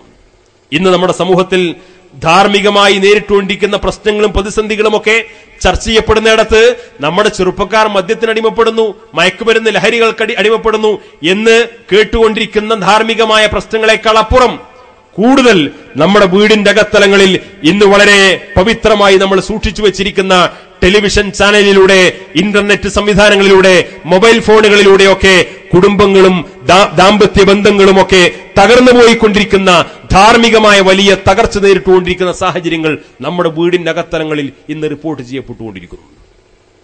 ഓരോ കുടുംബത്തിന്റെ അഭിമാനവും അവരുടെ മേന്മയും അവരുടെ അപമാനവുമൊക്കെ പലപ്പോഴും വിലയിരുത്തിക്കൊണ്ട് അതിനെയെല്ലാം ഒതുക്കി തീർക്കാനും കണ്ടില്ലെന്ന് നടിക്കാനും അങ്ങനെ ചെറുതാക്കി ഒതുക്കി തീർക്കാനൊക്കെയുള്ള ശ്രമങ്ങളാണ് സമൂഹത്തിൽ നടന്നുകൊണ്ടിരിക്കുന്നത്. ഇതിനേക്കാൾ അപ്പുറം ദീനിന്റെ വിധിവിലക്കുകൾക്കനുസരിച്ചുകൊണ്ട് അവരൊക്കെ ചിന്തിപ്പിക്കാനും പഠിപ്പിക്കാനും പരിശീലിപ്പിക്കാനും ആവശ്യമായിട്ടുള്ള ബോധവൽക്കരണ സംരംഭങ്ങളുമായിട്ട് നമ്മുടെ സംഘടനാ പ്രവർത്തകർക്ക് മുന്നിട്ടിറങ്ങാൻ സാധിക്കണം. പ്രാദേശിക തലങ്ങളിൽ ഇതേപോലെയുള്ള ഇസ്ലാമിക് സെന്ററുകളൊക്കെ ഉദ്ഘാടനം ചെയ്യപ്പെടുമ്പോൾ സ്വാഭാവികമായും വളർന്നുവരുന്ന മുഴുവൻ വിദ്യാർത്ഥിനികൾക്കിടയിലൊക്കെ വിദ്യാഭ്യാസപരമായ കാര്യങ്ങളൊക്കെ നമ്മൾ പഠിപ്പിക്കാനും പരിശീലിപ്പിക്കാനും ശ്രമിക്കുമ്പോൾ തന്നെ മതബോധത്തോടുകൂടി വളർന്നു വരാൻ ആവശ്യമായ പ്രേരണ നമുക്ക് നൽകാൻ സാധിക്കണം. ആ അർത്ഥത്തിലുള്ള ഉത്തരവാദിത്വങ്ങൾ ഭംഗിയായി നിർവഹിക്കുമ്പോഴാണ് സത്യസന്ധമായ ഇസ്ലാമിക പ്രവർത്തനങ്ങളുടെ ഭാഗവാക്കായിക്കൊണ്ട് ഞങ്ങളൊക്കെ ഞങ്ങളുടെ മഹല്ലുകളിലും പ്രദേശങ്ങളിലുമൊക്കെ പ്രവർത്തിക്കുന്നു എന്ന് നമുക്ക് അഭിമാനത്തോടുകൂടി പറയാൻ സാധിക്കുക. നാളെ ഈ പള്ളികളും മദ്രസകളും ദീനീ സംരംഭങ്ങളും ഇവിടുത്തെ മതപരമായ അന്തരീക്ഷങ്ങളുമൊക്കെ നിലനിർത്താനും അത് ആ അർത്ഥത്തിലൊക്കെ കൂടുതൽ പരിപോഷിപ്പിക്കാനും ആവശ്യമായ പ്രവർത്തനങ്ങളിൽ നമുക്ക് പങ്കാളികളാകാൻ സാധിക്കണമെങ്കിൽ നമ്മുടെ നാട്ടിലെ യഥാർത്ഥ ദീനീ പ്രവർത്തകരായി ദീനീ പ്രബോധകരായിട്ട് മാറുന്ന രീതിയിലേക്ക് നമുക്ക് മാറാൻ സാധിക്കണം. ഇവിടെ ഇന്ന് ഉദ്ഘാടനം ചെയ്യപ്പെട്ട ഈ ഇസ്ലാമിക് സെന്റർ അതിനൊക്കെ പ്രേരകമാകട്ടെ എന്ന് ആത്മാർത്ഥമായി ആഗ്രഹിച്ചുകൊണ്ടും പ്രാർത്ഥിച്ചുകൊണ്ടും ഇങ്ങനൊരു ബൃഹത്തായ സംരംഭം ഇവിടെ തുടക്കം കുറിക്കാൻ മുന്നോട്ട് വന്ന ഇതിന് സംഘാടകരെ മുഴുവൻ അഭിനന്ദിച്ചുകൊണ്ട് അള്ളാഹു നമ്മിൽ നിന്ന് ഏറ്റവും നല്ലൊരു സൽക്രമമായി ഇതിനെ കബൂൽ ചെയ്യുമാറാകട്ടെ എന്ന് ആത്മാർത്ഥമായി പ്രാർത്ഥിച്ചുകൊണ്ട് ഞാൻ അവസാനിപ്പിക്കുന്നു. വആഖിറു ദഅവാന അനിൽ ഹംദുലില്ലാഹി റബ്ബിൽ ആലമീൻ. അസ്സലാമു അലൈക്കും. സഹോദരന്മാരെ, നമ്മുടെ പരിപാടി അവസാനിക്കുകയാണ്. ഒരു ദുആ ചെയ്തിട്ട് നമുക്ക് പിരിഞ്ഞു പോകാം. നമ്മുടെ ഏറ്റവും പ്രധാനപ്പെട്ട വിഷയം, കിട്ടുന്ന എല്ലാ അനുഗ്രഹീതമായ അവസരങ്ങളും ദുആക്ക് വേണ്ടി ഉപയോഗപ്പെടുത്തുക. ഇവിടെ നമ്മുടെ പഞ്ചായത്തിലും പരിസരത്തുമുള്ള ദീനി പ്രവർത്തകരായ നല്ലൊരു വിഭാഗം ആളുകളുണ്ട്. നമുക്കൊക്കെ വേണ്ടി നമുക്ക് ഒരുമിച്ച് ദുആ ചെയ്യാം. ദീനി പ്രവർത്തനത്തിലുള്ള പ്രവർത്തനങ്ങൾ ഭംഗിയായി തുടക്കം കുറിച്ചതുപോലെ വിജയകരമായി നമുക്ക് മുന്നോട്ട് കൊണ്ടുപോകാനുള്ള തൗഫീഖിനും നമ്മുടെയൊക്കെയും നമ്മുടെ ബന്ധപ്പെട്ടവരുടെയും രോഗശമനത്തിനും നമ്മുടെ മരിച്ചുപോയ ആളുകൾക്ക് വേണ്ടിയും ഒരു ദുആ ചെയ്യാം. കുഞ്ഞനെ ഇപ്പോൾ ഒരാളും കൂടി മരിച്ചു എന്നാണോ അല്ലെ? പെട്ടെന്ന്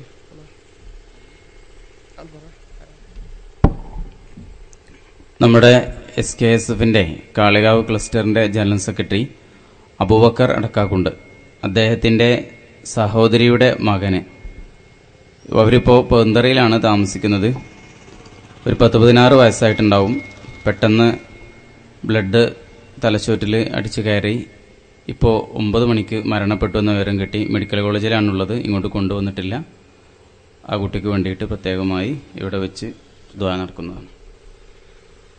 ഇൻഷാ അല്ലാഹ് നമുക്ക് എല്ലാവർക്കും വേണ്ടി ദുആ ചെയ്യാം. പ്രത്യേകം സ്വാഗത ഭാഷണം സൂചിപ്പിച്ച നമ്മുടെ വടക്കയിൽ ബാപ്പു ഉൾപ്പെടെയുള്ള നമ്മുടെ എല്ലാ ആളുകൾക്കും ഒരു 10 സ്വലാത്ത് എല്ലിട്ട് അത് ദുആ ചെയ്യാം. അവിടെ തന്നെ ഇരുന്ന് ചൊല്ലിയാൽ മതി. സ്വല്ലല്ലാഹു അലാ മുഹമ്മദ് സ്വല്ലല്ലാഹു അലൈഹി വസല്ലം സ്വല്ലല്ലാഹു അലാ മുഹമ്മദ് സ്വല്ലല്ലാഹു അലൈഹി വസല്ലം സ്വല്ലല്ലാഹു അലാ മുഹമ്മദ് സ്വല്ലല്ലാഹു അലൈഹി വസല്ലം സ്വല്ലല്ലാഹു അലാ മുഹമ്മദ് സ്വല്ലല്ലാഹു അലൈഹി വസല്ലം സ്വല്ലല്ലാഹു അലാ മുഹമ്മദ് സ്വല്ലല്ലാഹു അലൈഹി വസല്ലം സ്വല്ലല്ലാഹു അലാ മുഹമ്മദ് സ്വല്ലല്ലാഹു അലൈഹി വസല്ലം സ്വല്ലല്ലാഹു അലാ മുഹമ്മദ് സ്വല്ലല്ലാഹു അലൈഹി വസല്ലം സ്വല്ലല്ലാഹു അലാ മുഹമ്മദ് സ്വല്ലല്ലാഹു അലൈഹി വസല്ലം സ്വല്ലല്ലാഹു അലാ മുഹമ്മദ് സ്വല്ലല്ലാഹു അലൈഹി വസല്ലം. അല്ലാഹുമ്മ സ്വല്ലി അലാ മുഹമ്മദ് യാ റബ്ബി സ്വല്ലി അലൈഹി വസല്ലം. ആരാ നമുക്ക് ദുആ ചെയ്യാൻ പറ്റിയ ആൾക്കാർ ആരെങ്കിലും ഉണ്ടോ? ബഷീർ ഫൈസ അവരാരെങ്കിലും?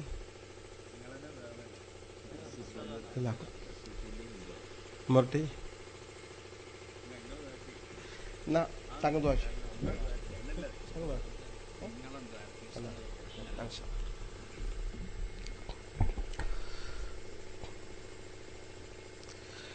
ദുആ ചെയ്യുമ്പോൾ നമ്മൾ അള്ളാഹുവിനെ സ്തുതിക്കുക, നബി തിരുമേനിക്ക് വേണ്ടി സ്വലാത്തിൻ്റെ പ്രാർത്ഥന, കാരുണ്യം ഉണ്ടായിട്ടുള്ള പ്രാർത്ഥന നടത്തുക. ദുആ സമാപിക്കുമ്പോൾ ചെയ്യുക. മനസ്സറിഞ്ഞ് ഇങ്ങനെ ദുആ ചെയ്യുകയാണെങ്കിൽ ഇജാബത്ത് കിട്ടും എന്നുള്ള കാര്യത്തിൽ വലിയ സംശയമൊന്നുമില്ല. നബി സല്ലല്ലാഹു അലൈഹി വസല്ലം പറഞ്ഞത്, ദുആ ചെയ്താൽ സ്വഹീഹ് ഹദീസ 3-1 സുനിശ്ചിതമാണ്. ഒന്നുകിൽ നമ്മൾ ആ ചോദിച്ച കാര്യം തന്നെ കിട്ടും. അപ്പോൾ 1/3 33% നമ്മൾ ചോദിച്ച കാര്യം കിട്ടാൻ സാധ്യതയാണ്.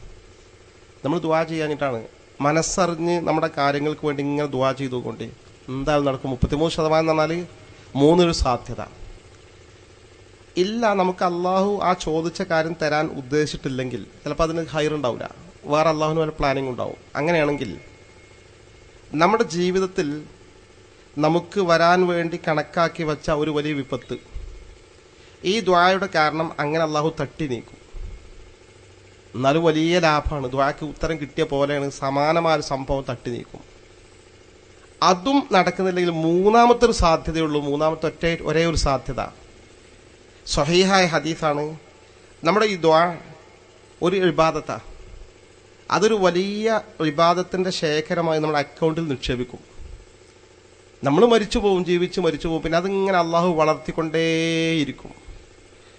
നാളെ ആഖിറത്തിൽ ചെന്ന് നമ്മുടെ അമലുകൾ ഇങ്ങനെ തൂക്കി നോക്കുമ്പോൾ നമുക്കൊരിക്കലും വിശ്വാസം വരാത്ത വലിയൊരു അമലിന്റെ ശേഖരം നമ്മുടെ അക്കൗണ്ടിൽ കാണും. അത് പടച്ചോ നമ്മൾ എടുക്കാൻ പടച്ചോനെ ഇത് ഞാൻ ചെയ്തതല്ലോ അറിയുമ്പോൾ അന്നൊരു കാര്യത്തിന് നീ എത്ര തവണയെ ദ്വാ ചെയ്ത് എത്ര ആൾക്കാരോടെ ദ്വാ ചെയ്യാൻ ഏൽപ്പിച്ചത്, അത് നിനക്ക് ഞാൻ നേടിത്തന്നില്ലല്ലോ, അതിന് വലിയ അഴിബാദത്തായി ശേഖരിച്ച് വെച്ച് പിന്നെ ഇങ്ങനെ വളർത്തിയിരിക്കുകയാണ്. അതാണ് നിന്റെ ഈ ശേഖരം എന്ന് പറയുമ്പോൾ ആ മനുഷ്യനൊന്ന് കൊതിച്ചു പോകും, പടച്ചവനെ ദുനിയാവിൽ വെച്ച് ഞാൻ ദ്വാ ചെയ്ത ഒരു കാര്യം എനിക്ക് കിട്ടാതിരുന്നെങ്കിൽ എന്ന്. അപ്പൊ ഇത്ര വലിയ ഫലം ഈ 3 കൊല്ലൊന്ന് നടക്കും എന്ന് ഉറപ്പിച്ച് പറയുന്നത് സത്യം മാത്രം പറയുന്ന അഷ്റഫുൽ ഖൽഖ് മുത്ത് മുഹമ്മദ് മുസ്തഫ. അതുകൊണ്ട് നമുക്ക് ഇവിടെ വെച്ച് നമുക്ക് ദ്വാ ചെയ്യാം. എപ്പോഴും കിട്ടുന്ന ചാൻസിലൊക്കെ ദ്വാ ചെയ്തിട്ടുണ്ട്. ആ ദ്വാ തന്നെയാണ് നമ്മുടെ കൈമുതൽ. അമ്പലക്കടവിൽ സുന്നി യുവജന സംഘത്തിനെയും SKSS നല്ല 2 ഘടകങ്ങൾ രൂപീകരിക്കപ്പെട്ടിട്ടുണ്ട്. പുനഃസംഘടന കാലഘട്ടമാണല്ലോ ഇപ്പോൾ.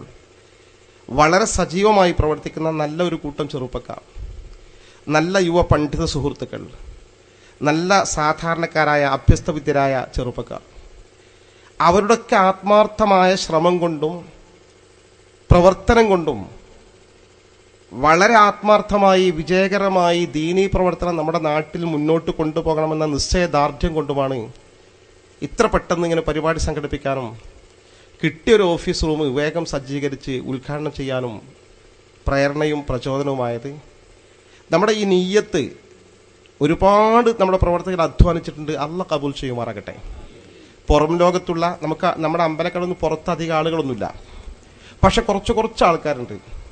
അവരൊക്കെ വാട്സപ്പ് വഴിയും മറ്റും നല്ല നല്ല പിൻബലം വാഗ്ദാനം. ഒരു പക്ഷെ അമ്പലക്കടവിന്റെ ചരിത്രത്തിൽ ആദ്യമായിരിക്കും ഒരു സംരംഭത്തിന് ഇത്രമാത്രം ജനകീയമായ പിൻബലം കിട്ടിയത്. ഓഫീസ് തുടങ്ങുന്നു എന്ന് വാട്സപ്പിൽ ഗ്രൂപ്പിലൂടെ വിവരം അറിയിച്ചപ്പോൾ 1 വർഷത്തെ കറണ്ട് ബില്ല് എൻ്റെ വക, വേറൊരാൾ 2ാമത്തെ വർഷം കറണ്ട് ബില്ല് എൻ്റെ വക, അതിലേക്ക് ഫാൻ എൻ്റെ വക, അതിലേക്കുള്ള 4 കസേര എൻ്റെ വക, അതിലേക്കുള്ള മേശ എൻ്റെ വക. ആ ഓരോ സാധനങ്ങളും അപ്പം ആരും ആവശ്യപ്പെടാതെ സ്പോൺസർ ചെയ്തുകൊണ്ടുള്ള മെസ്സേജുകൾ ഇങ്ങനെ അയച്ചുകൊണ്ടിരുന്നു. നമ്മുടെ കൈകൾ ശൂന്യമാണ്, ആരെ കയ്യിലും ഒരു കാശുമില്ല. പക്ഷേ ഞാൻ സൂചിപ്പിച്ചതുപോലെ ഒരു സത്യം നമ്മുടെ ഭാഗത്തുണ്ട്. ആ സത്യത്തിന്റെ പിൻബലം കൊണ്ടായിരിക്കും നമുക്ക് യാദൃച്ഛികമായി ഇതിന് തുടക്കം കുറിക്കാൻ അത്തിപ്പറ്റ മൊയ്തീൻ കുട്ടി ഉസ്താദിനെ കിട്ടിയത്. നമ്മുടെ തുടക്കം തന്നെ മൂപ്പര് നമ്മളാരും ചോദിക്കാതെ പൈസ ഒക്കെ കൊണ്ടുവരുന്നിട്ട് 500 രൂപ മൂപ്പര് ബക്കറ്റിലിട്ടേക്ക. ബക്കറ്റ് നമ്മൾ കരുതിയിട്ടില്ല, നമ്മൾ പിരിവ് ഉദ്ദേശിച്ചതല്ല. ആ കൂടിയ ആളുകൾ അപ്പം കാശ് വാങ്ങി. ആ ഒരു ബറക്കത്തിന്റെ തുടക്കമാണ്.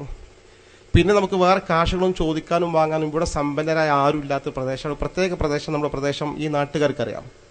പക്ഷെ എന്നാലും നിശ്ചയദാർഢ്യത്തോടുകൂടി നമ്മുടെ ചെറുപ്പക്കാർ തുടക്കം കുറിച്ചിട്ടുണ്ട്. നല്ല പദ്ധതികളുടെ മുമ്പിൽ ഈ ഏപ്രിൽ 2ാം വാരത്തിൽ 10 ദിവസത്തെ ക്യാമ്പ് ഇവിടെ നിശ്ചയിച്ചിരിക്കുകയാണ്. 9ാം ക്ലാസ്സിലും 10ാം ക്ലാസ്സിലും പഠിക്കുന്ന വ്യത്യസ്ത സ്കൂളുകൾ പഠിക്കുന്ന കുട്ടികൾക്ക് വേണ്ടി ഫലപ്രദമായ ഒരു ക്യാമ്പ് അവിടെ നടക്കും. അത് കഴിഞ്ഞ് ജൂൺ മുതൽ 5 വരെ 10 മുതൽ 10 വരെയുള്ള എല്ലാ ക്ലാസ്സിലെ കുട്ടികൾക്കും പ്രത്യേകം 6 ഫാക്കൽറ്റികൾ നിശ്ചയിച്ചുകൊണ്ട് യോഗ്യരായ അധ്യാപകരെ കൊണ്ടുവന്ന് തുടർ പഠന ക്ലാസ് പദ്ധതി എല്ലാ ആഴ്ചയിലും ഈ 2 ദിവസം ആ രീതിയിലുള്ള പദ്ധതിയും ആവിഷ്കരിച്ചിട്ടുണ്ട്. ഇൻഷാ അല്ലാഹ് ഉദ്ദേശിച്ച വിധം കാര്യങ്ങളൊക്കെ നടക്കുകയാണെങ്കിൽ നല്ല കാശും ഒക്കെ ആവശ്യമാണ്. അടുത്ത വർഷങ്ങൾ കൊണ്ട് നമ്മുടെ നാട്ടിൽ ദീനി രംഗത്ത് നല്ല ഒരു മാറ്റം, ഒരു സൽഫലം കാഴ്ചവെക്കാൻ സാധിക്കുമെന്ന് പ്രതീക്ഷിക്കുന്നു. റബ്ബ് സുബ്ഹാനഹു വ തആല ഇതിന് മുൻനിരയിൽ നിൽക്കുന്ന നമ്മുടെ പ്രവർത്തകർക്ക് തൗഫീഖും ആരോഗ്യവും എല്ലാ നിലക്കുള്ള കഴിവും ശേഷിയും നൽകി അനുഗ്രഹിക്കുമാറാകട്ടെ എന്ന് ആമീൻ പ്രാർത്ഥിക്കുകയാണ്. അപ്പൊ അവർക്കും നമുക്കും വേണ്ടി പ്രാർത്ഥിച്ചുകൊണ്ട് ഇൻഷാ അല്ലാഹ് നമ്മൾ സഹകരിച്ച ആളുകൾക്കൊക്കെ വേണ്ടി പ്രാർത്ഥിച്ചുകൊണ്ട് നമുക്ക് അവസാനിപ്പിക്കാം. അൽഹംദുലില്ലാഹി റബ്ബിൽ ആലമീൻ ഹംദൻ യുവാഫി നിഅമഹു യുകാഫി മസീദ. അല്ലാഹുമ്മ സ്വല്ലി വസല്ലിം അലാ റസൂലിക ഹബീബിക സയ്യിദനാ മുഹമ്മദ് വഅലാ ആലി സയ്യിദനാ മൗലാനാ മുഹമ്മദ്. അർഹമുർ റഹീമായ റബ്ബേ, ഞങ്ങൾ സാധുക്കളാണ്, ഞങ്ങൾ പാപികളാണ്, ഞങ്ങൾ ജീവിതത്തിൽ ഒരുപാട് വീഴ്ചകൾ വരുത്തി വച്ചവരാ, അറിഞ്ഞും ബോധപൂർവം തന്നെ ഒരുപാട് തെറ്റുകൾ ചെയ്തവരാ. എല്ലാ തെറ്റുകുറ്റങ്ങളും പൊറുക്കാൻ വിശാലമായ കാരുണ്യമുള്ള റബ്ബേ, ഈ സാധുക്കളായ ഞങ്ങൾക്ക് നീ നൽകി അനുഗ്രഹിക്കണേ റഹ്മാനെ. നിന്റെ റഹ്മത്ത് കൊണ്ട് ഞങ്ങൾ നീ ആവരണം ചെയ്യണേ റഹ്മാനെ. എത്ര വലിയ തെറ്റുകളാണെങ്കിൽ നിന്റെ ദയാവായ്പ കൊണ്ട് പൊറത്തു തരണേ റഹ്മാനെ. അർഹം റഹ്മാൻ റബ്ബേ, ഭാവി കാല ജീവിതത്തിലും വലിയ തെറ്റുകളൊന്നും അകപ്പെടാതെ ഞങ്ങൾ കാത്തുരക്ഷിക്കണേ റഹ്മാനെ.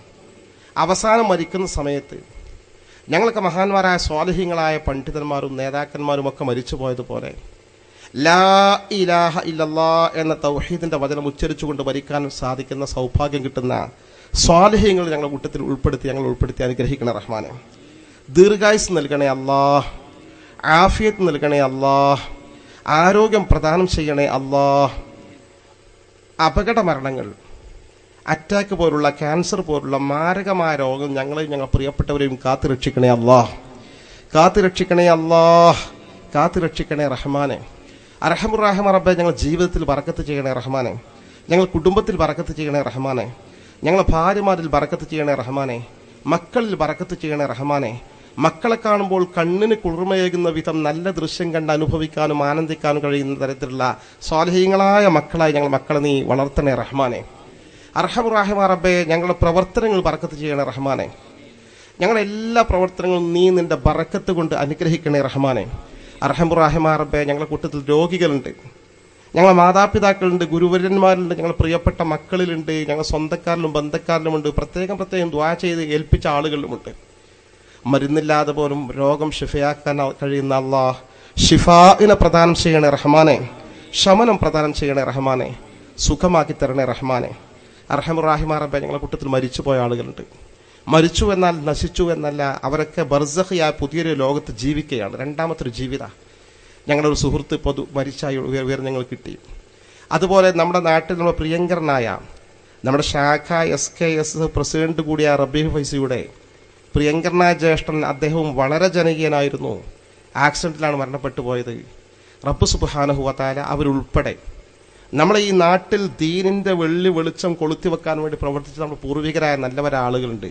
ബഹുമാന്യനായ ബീരാൻകുട്ടി മാസ്റ്റർ ഉൾപ്പെടെ അവിടെ നമ്മൾ അറിയുന്ന ഒരുപാട് നല്ലവരായ ആളുകൾ, മോയിൻ മുസ്ലിയാർ ഉൾപ്പെടെ, ബഹുമാന്യരായ നമ്മുടെ കുഞ്ഞലവി ഹാജി ഉൾപ്പെടെയുള്ള ഒരുപാട് വലിയ ആളുകൾ നമ്മുടെ നാട്ടിൽ നല്ലവരുണ്ടായിരുന്നു.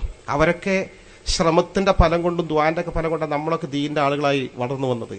റബ്ബ് സുബ്ഹാനഹു വ തആല നമ്മുടെ നാട്ടിൽ നിന്ന് മരിച്ചുപോയ എല്ലാവർക്കും മഗ്ഫിറത്തും റഹ്മത്തും നൽകി അനുഗ്രഹിക്കുമാറാകട്ടെ.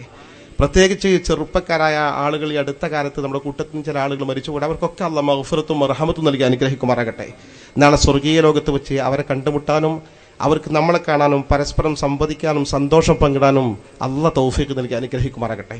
അർഹമുർ റബ്ബേ, നിന്റെ മഹൽ ഫദൽ കൊണ്ട്, ദയാവായ്പ കൊണ്ട്, വാത്സല്യം കൊണ്ട് ഞങ്ങൾ ഈ പരിപാടി സംഘടിപ്പിച്ചൊരു നല്ല അമലായി ഞങ്ങൾ ഇന്ന് കബൂലാക്കണേ റഹ്മാനെ. ഇതിനോട് സർവാത്മന സഹകരിച്ചത്, ഇത് സംഘടിപ്പിച്ചത്, ഇതിനു വേണ്ടി ഓടി നടന്നത്, കഠിനാധ്വാനം ചെയ്ത് സാമ്പത്തികമായി സഹായിച്ചത്, സാന്നിധ്യം കൊണ്ട് സഹകരിച്ചത് എല്ലാം നാളെ ആഖിറത്തിൽ ചെല്ലുന്ന സമയത്ത് ഞങ്ങളുടെ അമലുകൾ നോക്കുമ്പോൾ അമലുകളുടെ വലിയ ശേഖരങ്ങളുടെ കനപ്പെട്ട അമലായി നീ കബൂലാക്കണേ റഹ്മാനെ, കബൂലാക്കണേ റഹ്മാനെ, കബൂലാക്കണേ റഹ്മാനെ. അർഹമുർ റബ്ബേ, ഇതിനു വേണ്ടി പ്രവർത്തിക്കുന്ന പ്രവർത്തകർക്ക് നീ ദീർഘായുസ് നൽകണേ റഹ്മാനെ, ആരോഗ്യം പ്രദാനം ചെയ്യണ റഹ്മാനെ, ആഫിയത്ത് നൽകണ റഹ്മാനെ. അവരുടെ എല്ലാ ജോലികളിലും പഠനങ്ങളും ബറക്കത്ത് നീ ചൊരിഞ്ഞു കൊടുക്കണേ റഹ്മാനെ. അർഹമുർ റബ്ബേ, കൂടുതൽ ഭംഗിയായി ഈ പ്രവർത്തനങ്ങൾ ചിട്ടയോടുകൂടി മുന്നോട്ട് കൊണ്ടുപോകാൻ ഞങ്ങൾക്ക് എക്കാലവും തൗഫീഖ് നൽകണേ റഹ്മാനെ. ഇത് നല്ലൊരു തുടക്കമാക്കി മാറ്റിത്തരണേ റഹ്മാനെ. അർഹമുർ റബ്ബേ, എല്ലാവർക്കും ഞങ്ങളുടെ നാട്ടിൽ നീ ബറക്കത്ത് ചെയ്യണേ റഹ്മാനെ. ഞങ്ങൾ മുസ്ലിങ്ങൾക്കിടയിൽ ഐക്യമുണ്ടാക്കി തരണേ റഹ്മാനെ, സൗഹൃദം ഉണ്ടാക്കി തരണേ റഹ്മാനെ. ദീനിന്റെ കാലിൽ ഒരുമിച്ച് പ്രവർത്തിക്കാനുള്ള സന്മനസ് എല്ലാവർക്കും നീ പ്രദാനം ചെയ്യണേ റഹ്മാനെ. അർഹമുർ റബ്ബേ, ഞങ്ങളേവരുടെയും എല്ലാവരുടെയും സതുദ്ദേശങ്ങൾ നിനക്കറിയാം, നീ സഫലമാക്കി തരണേ റഹ്മാനെ. ഞങ്ങളുടെ മനസ്സിൽ ഞങ്ങൾ ഭയപ്പെടുന്ന ആശങ്കാകുലരാക്കുന്ന ഒരുപാട് പ്രശ്നങ്ങൾ മനസ്സിലുണ്ട്, എല്ലാം നീ അത് ഞങ്ങൾ കാത്തുരക്ഷിക്കണേ റഹ്മാനെ. നിന്റെ മഹൽ ഫദലോട് കാക്കണേ അല്ലാഹ്. اللهم آتنا في الدنيا حسنة وفي الآخرة حسنة وقنا عذاب النار. ربنا اغفر لنا، ربنا اغفر وارحم والدينا، ربنا ارحمهم كما ربونا صغارا. آمين برحمتك يا أرحم الراحمين.